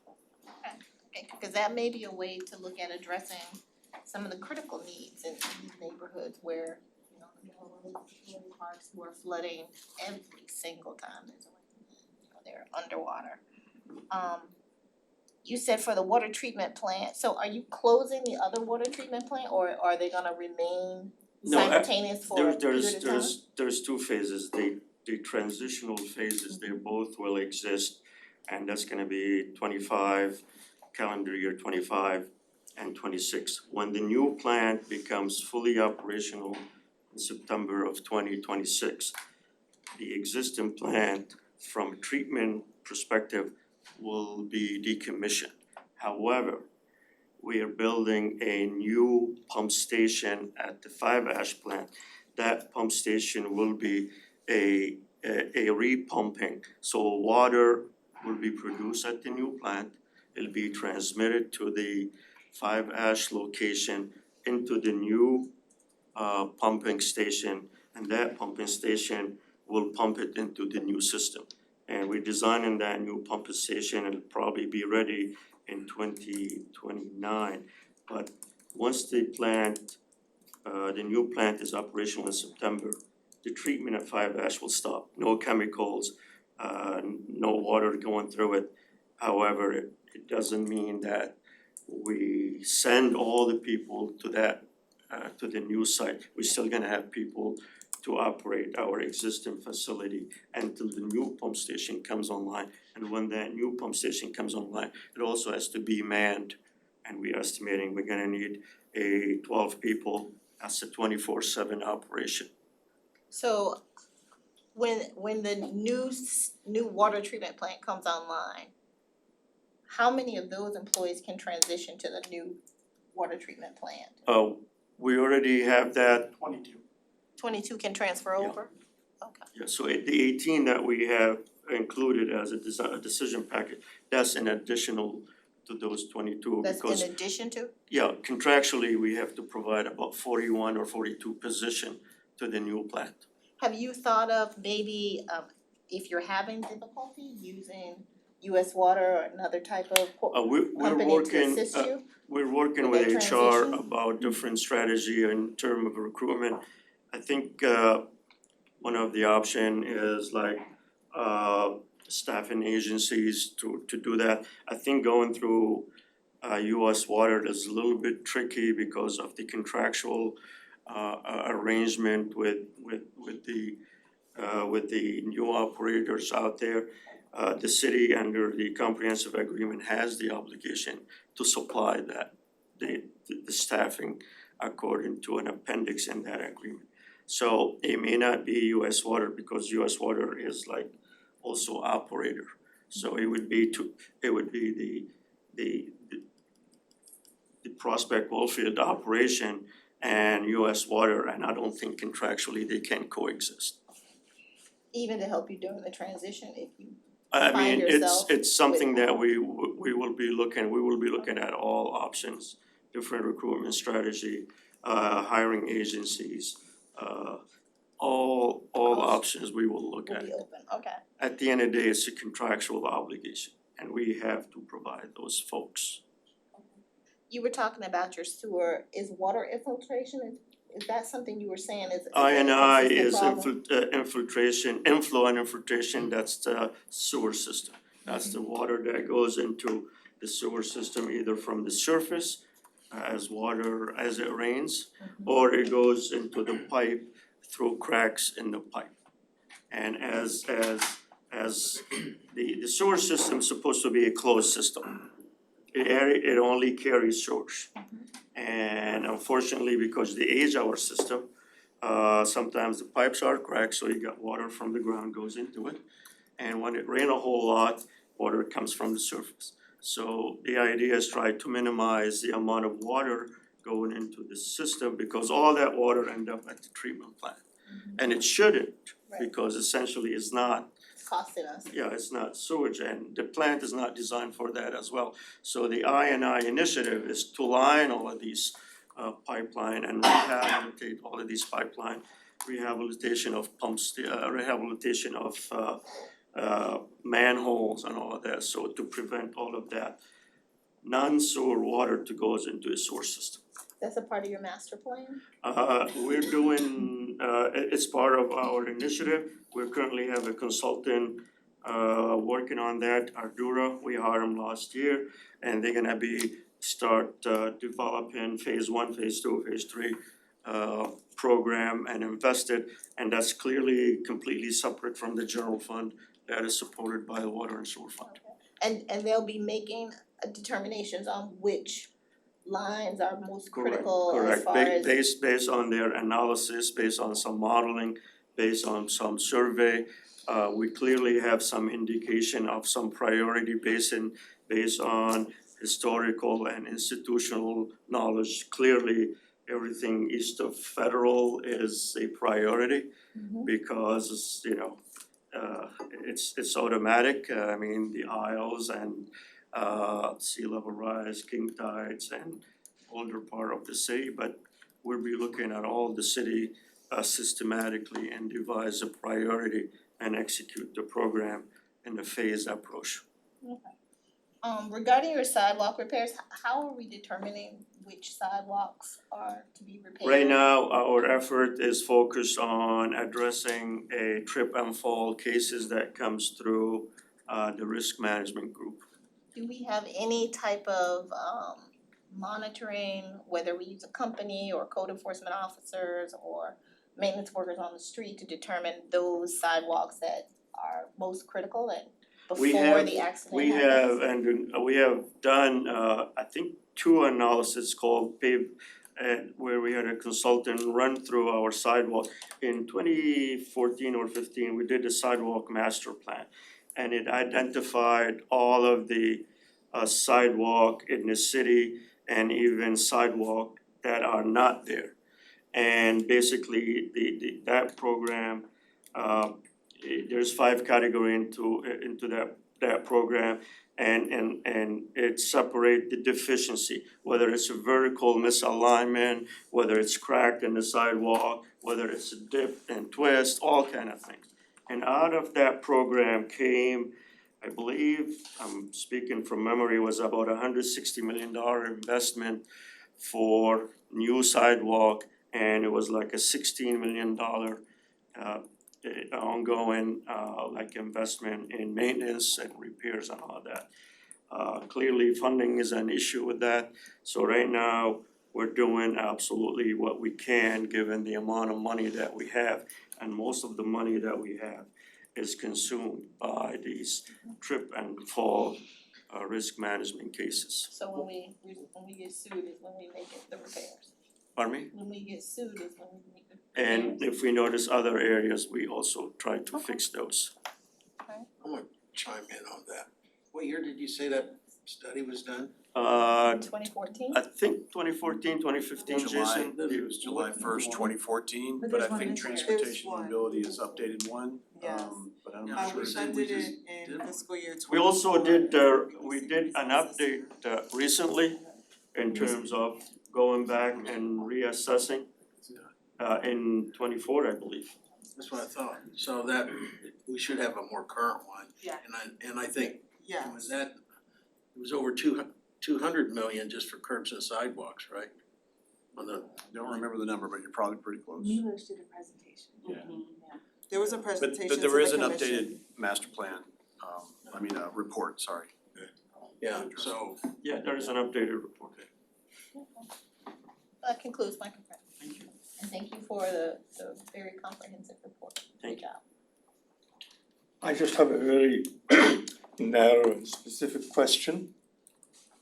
In your report, you say the South Ocean Drive Bridge replacement project will be completed next year. This is the one that we have construction going on now, correct? Yes, Okay. it is bizarre. It is supposed to be completed 2 weeks from today. And the first time I have read it, I was totally astonished. And I want to know why. I mean, this thing has been going on for many, started way back. And I can tell you that this project was started officially, if you may, March of last year. Supposed to be finished June 5th, 2 weeks from today. And as recently as 2 weeks ago, we were told it will be mostly completed. And we said, what does mostly completed mean? They said, well, It'll be mostly completed, but you cannot drive over that. So then why are you then celebrating June 5th? Now you say next year? So I want to know what the real answer is. Thank you very much for this question. My understanding is there was a piece that involved relocating an FPL pole that is on one of the approaches. And that pole only can be relocated by FPL people. Our folks has been coordinating with FPL to relocate that people so that we complete the work at that bridge and the bridge is fully open. That's the report that I get as of last week. And I believe Transportation and Mobility went to the commission about a month and a half ago, and they have a camp to extend some agreement with FDOT just specifically because of that particular reason. If it wasn't for that, we would be moving ahead with the full steam. But that specific reason you're talking about has been bandied about for the last 9 months. So I don't understand what that means. Because as recently as 2 months ago, they said, oh yes, we got coordination on FPL, everything is fine. And now you say it is not fine next year? I mean, next year is like, it's unthinkable. I don't know what the neighborhood will do. There will be an uprising. Abby, is it next year for full completion, but substantial completion will happen sooner? Is that what we're talking about? What I'll do is I'll inquire with staff and I'll provide you the right answer as to when that bridge will be fully Okay, complete. because I'm telling you that this is a farce, it's a travesty. Abby, the latest update indicates that substantial completion is targeted for June 5th with final completion by September 25. FDOT inspection is set for May 30th. That's the latest update. So physical completion is in Substantial June 5th. June 5th. Final completion by September. I think the choice of words is amazing. You know, when we communicate to our community, it'll be completed June 5th, but nobody can drive on it. So what the hell does completed mean? Pardon the expression. I don't know what it means. Typically, substantial completion means that you can No, use you it. say it'll be completed on June 5th, what have you No, told? he said substantial completion. But June when 5th. you're communicating all this to the community, what do you think the community thinks? They can drive on it. I mean, choice of words are very important. Not to be political, I'm not trying to be political, but you're communicating to, Harvard Inlet community and surrounding community. And I just don't get it. So will somebody stand up sometime in the next week or two and say, what's going on?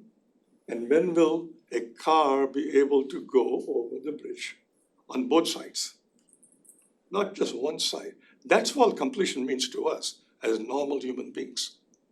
Mostly completed doesn't mean anything.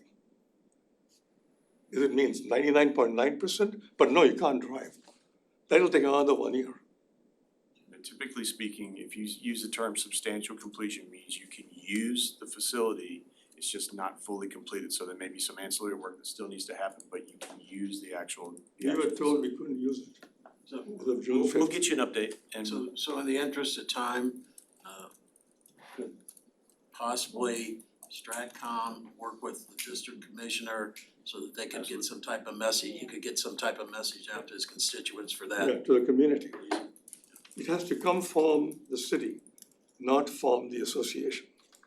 Because if it comes from the association is taken to task. It has to come from the city, whatever it is. Thank you. Thank you. Mildred? Is it pronounced Karam? Yes, ma'am. Well, I just wanted to say thank you for a very transparent presentation. It's a lot. You have a very big job, a lot of decisions, and I can only just pray for clean water and wish you the best on this one. My constituents have plenty of questions for you. I'm gonna leave it up to them. That's a lot of Thank you very process and much. digest. Thank you for the comment, appreciate it. We're doing our best that we can. I'm sure you are. That's a lot. Yeah, I have to agree with Mildred, it's it's so important what Public Works does, it's the vascular system and like part of the, it's kind of like, keeps the cities alive, but I know you have a lot of challenges, and I guess one of the things, thank you for, like Mildred said, being so transparent, because I think that one of the things that does concern me, and it's not your fault, but is just that the number of open positions, I think you mentioned 79. Yes. And then also most importantly with the new prospect positions and your concerns about filling those.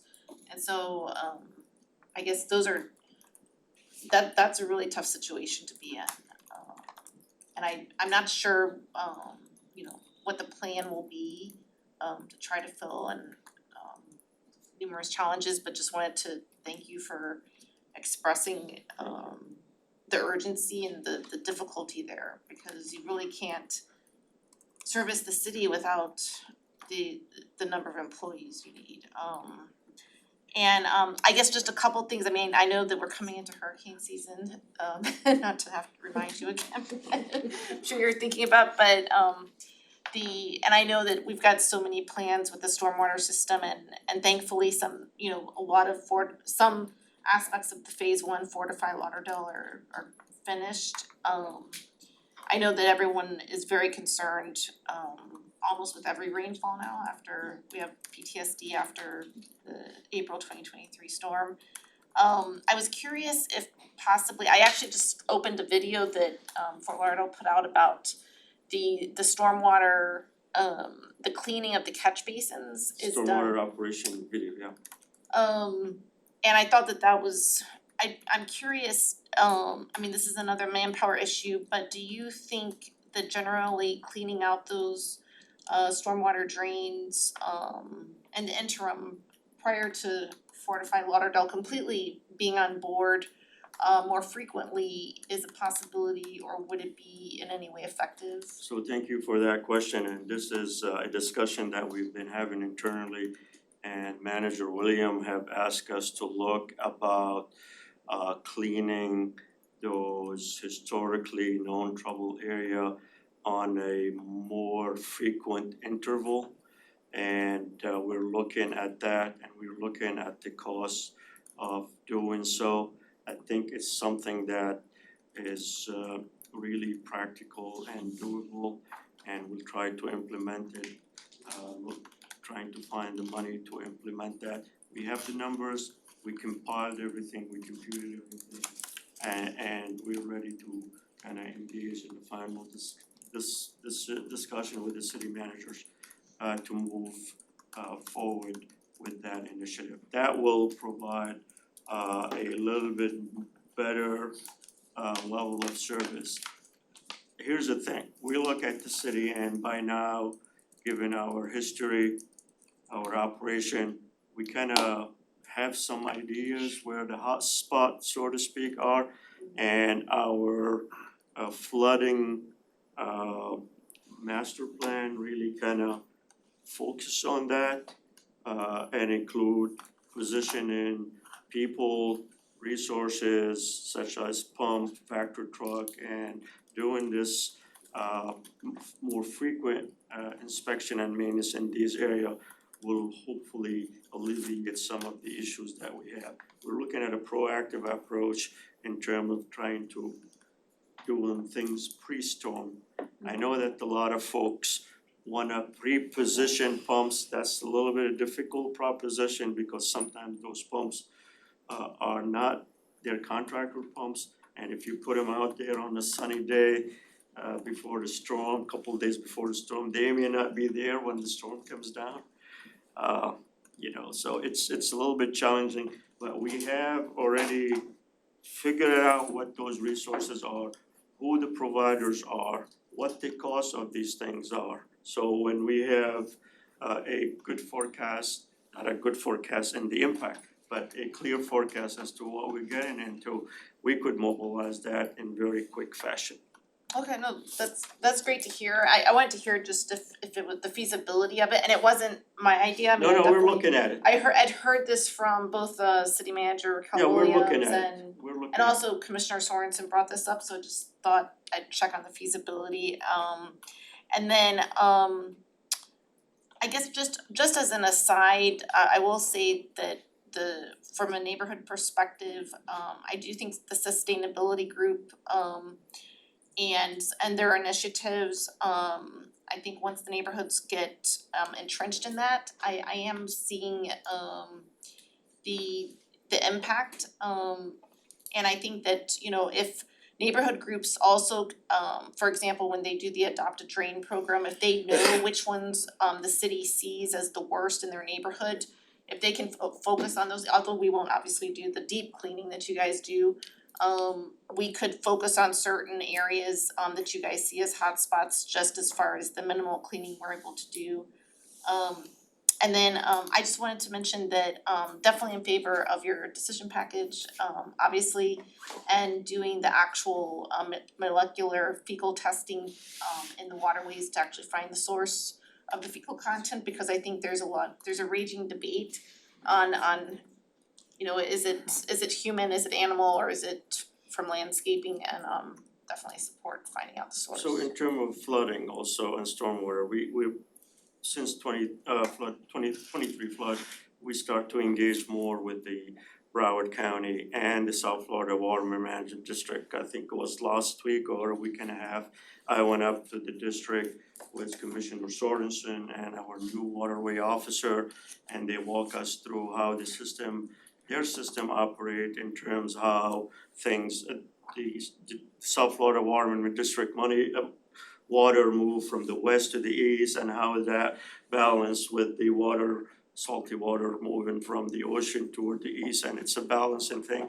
You know, these are all big regional issues, but we also having a discussion with Broward County. Broward County is implementing a flood sensor pilot program, and we're working with them on that.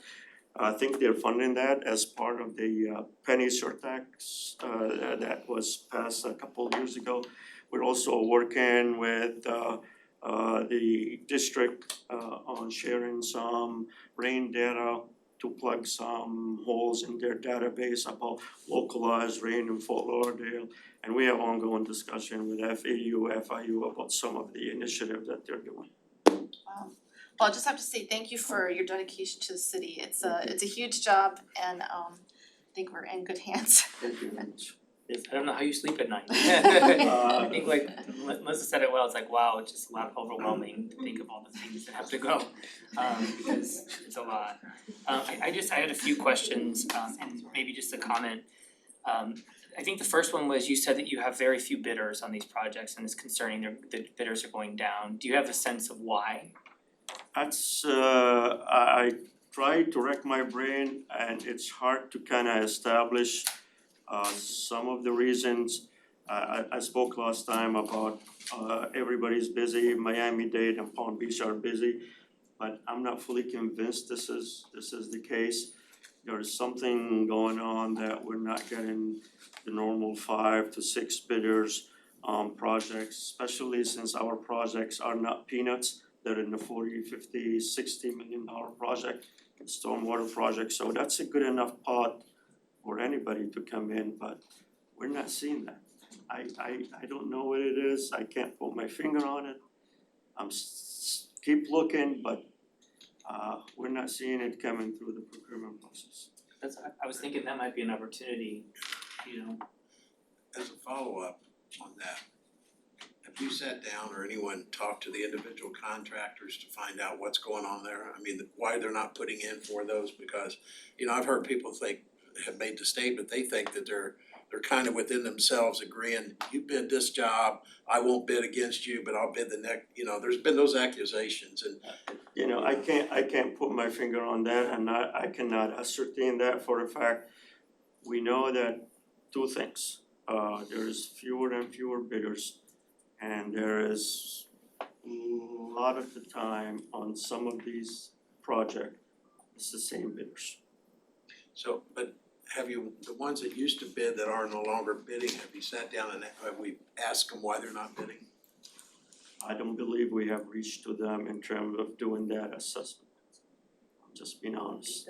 No, That's what I was gonna think of, that might be an opportunity for you all, to look at even a position or a part-time or someone that can do a consulting contract and say, hey, we need to sit down and do some focus groups with these bidders that used to bid and figure out what's happening. And mind you also, the construction market is also constrained on the contractor side by having adequate labor. And the bonding situation on their end is also a little bit difficult. A lot of entity has moved into, design build and some other collaborative project delivery method. That could be a reason that some of those bonding folks may be stepping away from that. But getting skilled labor across the board is a difficult proposition. I mean, the labor force is not there. And now with some of the new federal action on immigration, that's gonna even get worse. And remember, we're competing with these towers, construction wise. Yeah, and that was gonna be my next thing, is like, a lot of these towers are kind of being put on hold right now, so this might be an opportunity to really look into this, because, it's usually when the market starts to do this is an opportunity for government agencies, because we still need to keep building. Yeah, I mean, our workload and our, we're doing more. It's Yeah. not, and the private development market, of course, it's money related and Wall Street related, so, but again, the labor, there is not enough labor. I mean, we have a lining contract on the INI, we have 6 contract with 6 companies. But guess what? Every municipality in South Florida have the same contract with the same 6 people. And they're doing work in 31 municipality in Broward and maybe 60 municipality in Miami-Dade, because everybody's doing the same thing. All the infrastructure in this region from Miami all the way to Palm Beach was put in the ground at the same time. So those 6 people, they don't have enough labor to spread locally, but they're also national contractors who have workforce all over the country, so labor, and having the capacity on their end. And the other, go ahead. when you mentioned the bonding, I have heard nationally that the bonding companies have put so many restrictions on these contractors and raised their financial levels, a requirement to have cash on hand to cover these big multi-million-dollar projects, that's why a lot of them some of them have been affected by it. Yeah, I mean, it's a cost, they could always build it in the bids, but I can't tell contractors what to do. All I could do, hey, I have big project, I have lots of project, we have money, come and bid on. Beyond that, it's hard to kind of gauge where they are. Yeah, and that avenue to go out and find out why they're not bidding, I think you could work with Public Works and maybe procurement. We'll have a discussion with our procurement people and see if Miami-Dade having the same trend, Palm Beach or some municipalities around having the same trends. One thing I would say too is maybe speak to your consultants. A contractor may be more willing to tell them why they don't wanna work for the city of Fort Lauderdale. Some of your consultants who may have relationships with the contractors who are supposed to do That's bids, another good suggestion. they might be able to say, well, the reason they don't wanna do it is, like he said, it could be the bonding. It could be, I'm working in 20 cities, I'm stretched. That could be it. We'll explore that option. And I'm this is probably my own ignorance, so we can probably have a discussion about this later, but I know, like, I hear from people, there's a concern about the water rates going up, with a new plant. How does that increases in the water costs affect, how are we balancing that out? Cause it looks like this is going up and then we're also asking for over here. Is there any discussions on how that increases in water is gonna help maybe mitigate some of the costs that we're increasing on the city, or is that, are you guys, Well, have we even there yet? Well, it's always a balancing game. Yeah. Rate, renewal and replacement, and how much the customer can afford. My famous triangle. As a utility director and Laura as a financial person, that's the balance. And we have these financial models, and Stantec has been with us for a long time. They're gonna run the model next few months to see where things are. And clearly, we need to have that balance one of the issue on the stormwater side, and to come into a resident and tell them that your stormwater is going from $15 per household to $70 per household, it might be a tough sell because stormwater is not a physical, tangible commodity. Water and sewer is a physical, tangible commodity. So if you increase the price on water, a person in their house can touch the water, can feel the water, they take a shower with it. Stormwater, people don't feel it until there is a rain and there's a flood and all of that. So psychologically speaking, it's a tough sell. But at the end of the day, we only can do it in a sensible financial way that we have our expenditure, we have our revenue, and we have our rate. At the end of the day, all of these things has to balance out. And then the last two things, I'm just gonna lump them together, cause they're kind of more, I don't know, food for thought, I'm sure you're already thinking about this, but I was glad to see the water testing expansion, cause that was one of the commission priorities. But we also need to think about mitigation, cause we've been testing for a long time, knowing that there's challenges with the waters, now we're gonna get more detailed testing. So really now start planning for that mitigation, so, and I know a lot of it's infrastructure, how we're already working on these things, so you guys are doing a lot of work around that, but also thinking, are there other things that we can be doing for helping clean up the waterways? I'm a scuba diver in the water on the weekends and, I would not get in the intercoastal if you pay me. And so those are things like, I know we're doing the testing, once you get the data, to really start planning for that mitigation piece, because there's a lot of solutions out there, and I'd love to see that, coming through, in the future. And then the last thing is just my own experience, and I don't, this is not you, this is maybe a city opportunity, that collaboration, cause what you hear a lot of times is that something happens, a city comes in and they tear something up, and then about a year later, they come back in and tear it back again. We know that a lot of that's mitigation, it's just, you have to intervene at that point. But like, we have a project in our neighborhood that's a really big project, and it's a few years out. And so, and I worked with Anthony and he was very supportive and kind of got us connected and these would be bigger discussions.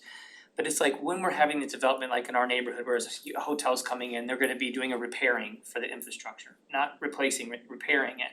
And they're gonna tear up. It's like, could we leverage infrastructure dollars for 3 years down the road to say, instead of repairing, let's take the developer's money, let's replace this infrastructure. While we're tearing it up, let's work with FP&L to bury the power lines in our neighborhood.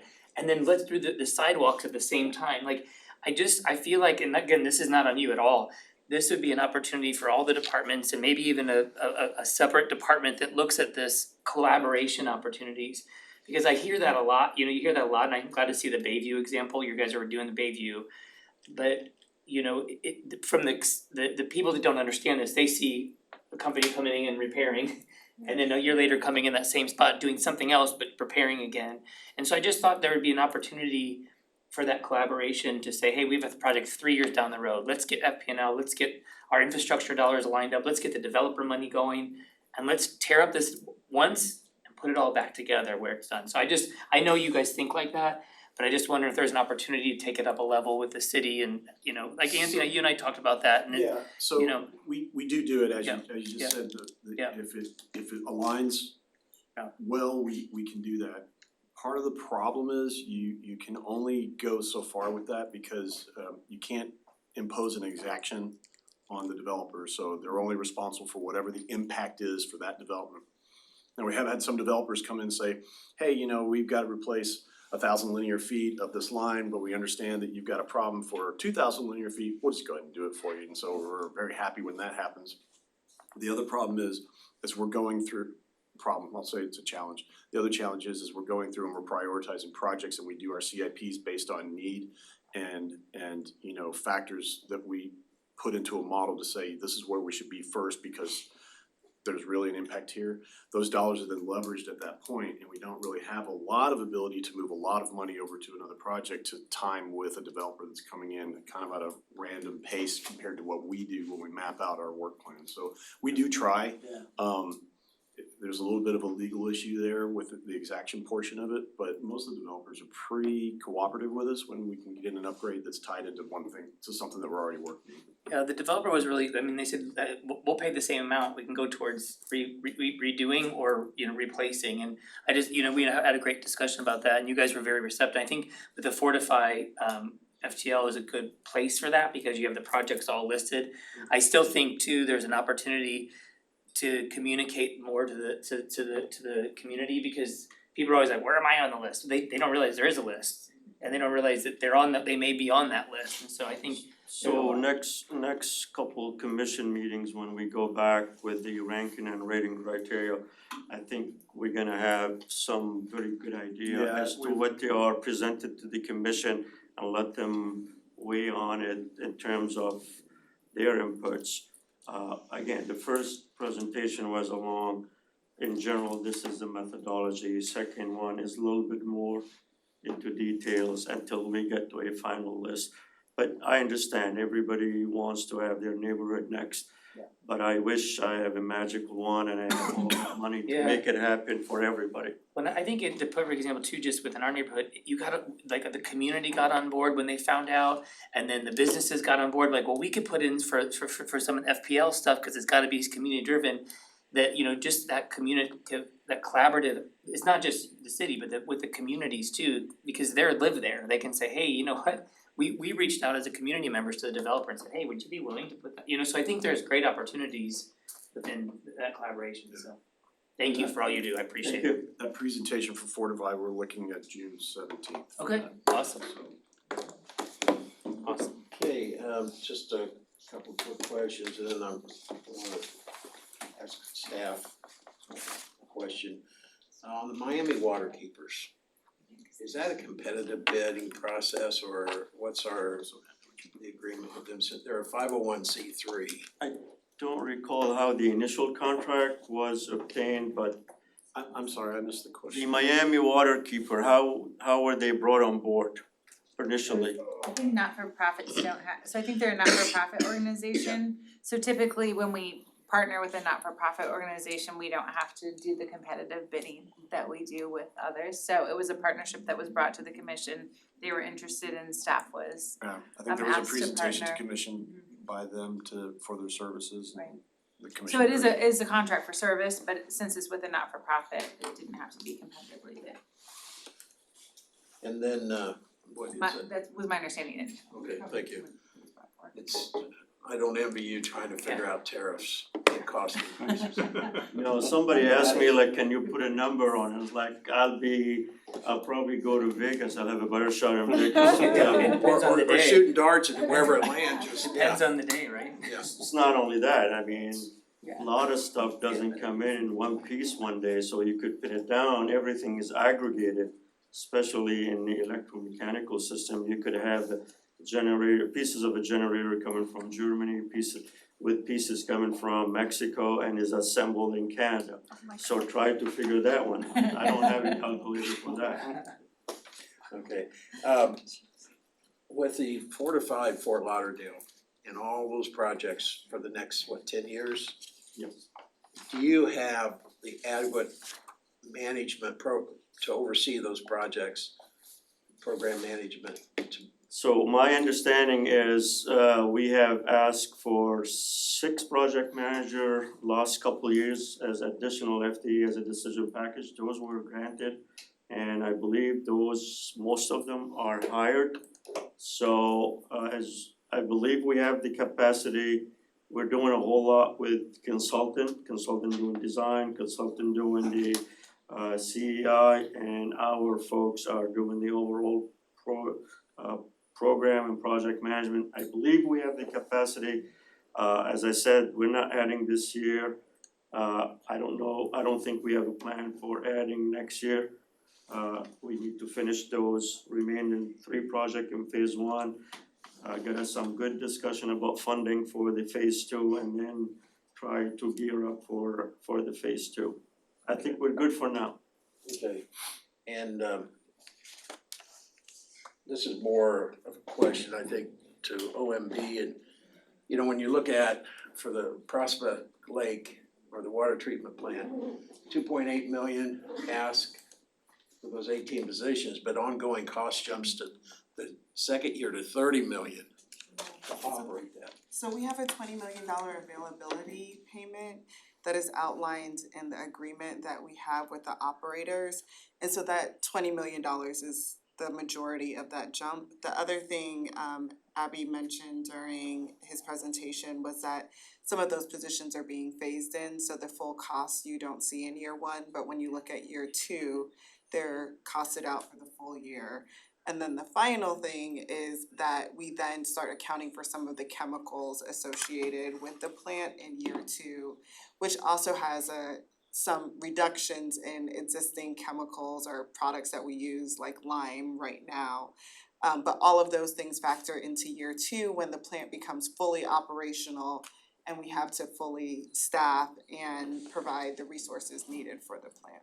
Okay, so then the follow-up to that question is then, did Stantec take those numbers when they did the projection of the water and sewer rate increases? So those were already built in? Yes, and so there were two really big jumps in the water and sewer rate. We had 2 years of 22.5% increases, which are now beginning to step down.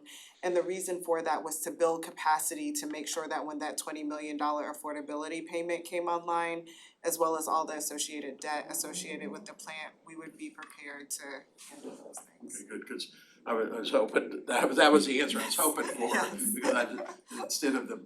No, it's not 30 million for 18 people. Hit another bill for Those would be $30 18 million, expensive you people. know, yeah, spread it, yeah. We've been building up for this. Good, But as the year comes up, the costs get more and more refined, right? As they have the real classifications for people and things like that. So the number is better now than it was last year, but it's order of magnitude the same, so. good. It's gonna be interesting to see what Stantec next month presents to the commission on projections and everything. It's Yeah, so that, you know. departments have been meeting with them, all of the departments have been meeting with them. We've already refined a lot of the information and done their preliminary presentation to the city manager to get some additional feedback on what types of rate adjustments we would be presenting. So all of that data plus, you know, the decision packages will really refine what the final numbers look like. And, you know, at least this is coming out of the water sewer fund and not the general fund. Yeah, I wouldn't be sitting here for general fund. Oh, I know, you know, because as we pointed out when Stantec gave their presentation, using a 6.5% increase in assessed values, that's gonna be wiped out just with salary and benefits for. And then, you know, we'll pick up 5 million out of the CRA next year, but you know, with certain revenues falling short, where are other revenue sources? You see any substantial increases besides the CRA picking up that money? So there are a couple of things that we're tracking, so by the next meeting, we'll have some really good pictures of what the preliminary budget looks like and we'll share out that information. The other thing we'll have at the next meeting in terms of revenue is this team actually asked us if we could do a landscape review of some of the revenues that the rec committee looked at. And so we do have that information that we'll be sending out over the next week so that you can also have that information. Sometimes when we look at rec-related information, because it's some of our smaller revenues, you see more swings. But as a whole, we're not seeing those dramatic swings across the organization. Okay, good. And there's no more questions, just closing remarks. You know, I think it's been an eye-opener, especially with the new members too. I mean, we have some serious next year and year three as far as the cash flow and some of the shortfalls projected, that's gonna be quite challenging. And so I'm looking forward to seeing what Stantec brings back next month.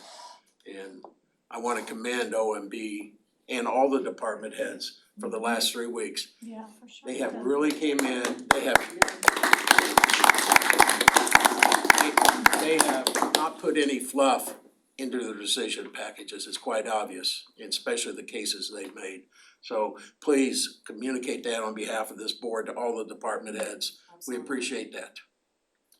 I think also, I just have to say, Laura and Yvette, like, you guys are amazing. That whenever anybody, I mean, you're just on it with answers to questions for, you and your team, you're so great, honestly, it's so impressive. And it's not fair when people, the community sit there and take shots at, oh, you know, our budget's way over, there's a lot of fat in the budget. They don't understand. You know, it's obvious, you know, we don't get a lot of input from the neighborhoods or public input, but we sit here and we dig into it, we see it, we understand it, and we try to communicate that back, but, you know, so it's not fair to you that, to your department heads, that you get accused of that because there's not a lot of wasteful spending.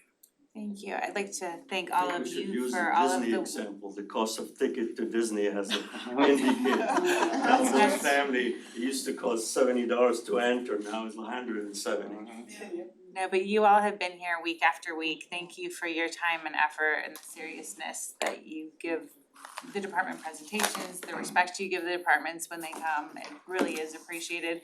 I think that your work builds a lot of credibility into the process because we have the opportunity to kind of give it sunlight. So you're a really important part and we look forward to continuing to work with you. Yeah, and we have amazing budget analysts and SI analysts, and they do the hard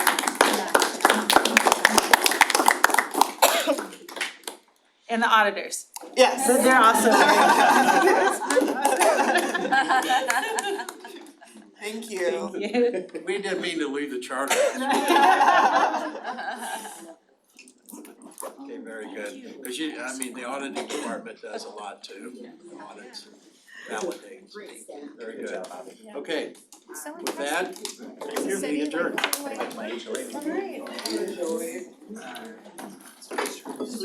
Thanks a lot. Thanks for the finance. So did you like the concert?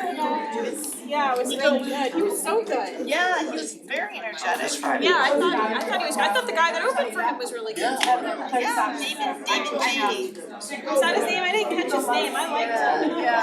Yeah, I thought it was great. Are you a fan? No, I've heard of it, but somebody gave me the tickets, they were good.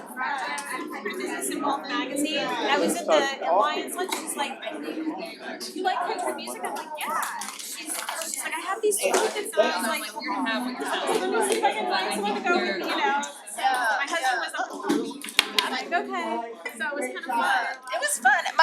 My friend that I went with, she had seen him You enjoyed before. your evening? You Rascal Flatts.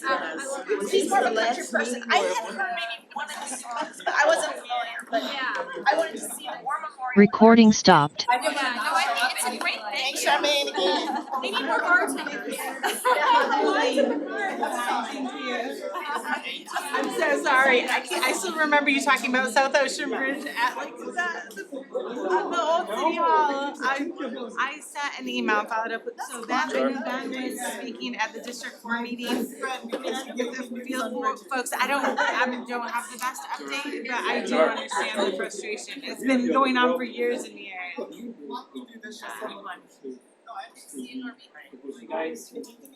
Right, yeah. No, I think you communicated that well, like the communication piece is important and the expectation is that. Yeah. Of course, yeah. It's okay. Yeah. Milos, yeah, he's, so yeah, he's gonna be the one probably with the up-to-date information, but I know Ben and him work closely together. I'm so happy. Listen, it's She's getting the. It's okay. No, we're gonna get. I know Ben was, I think, speaking with her at the District 4 meeting, so I think he gave her whatever info he had at the time. Yeah.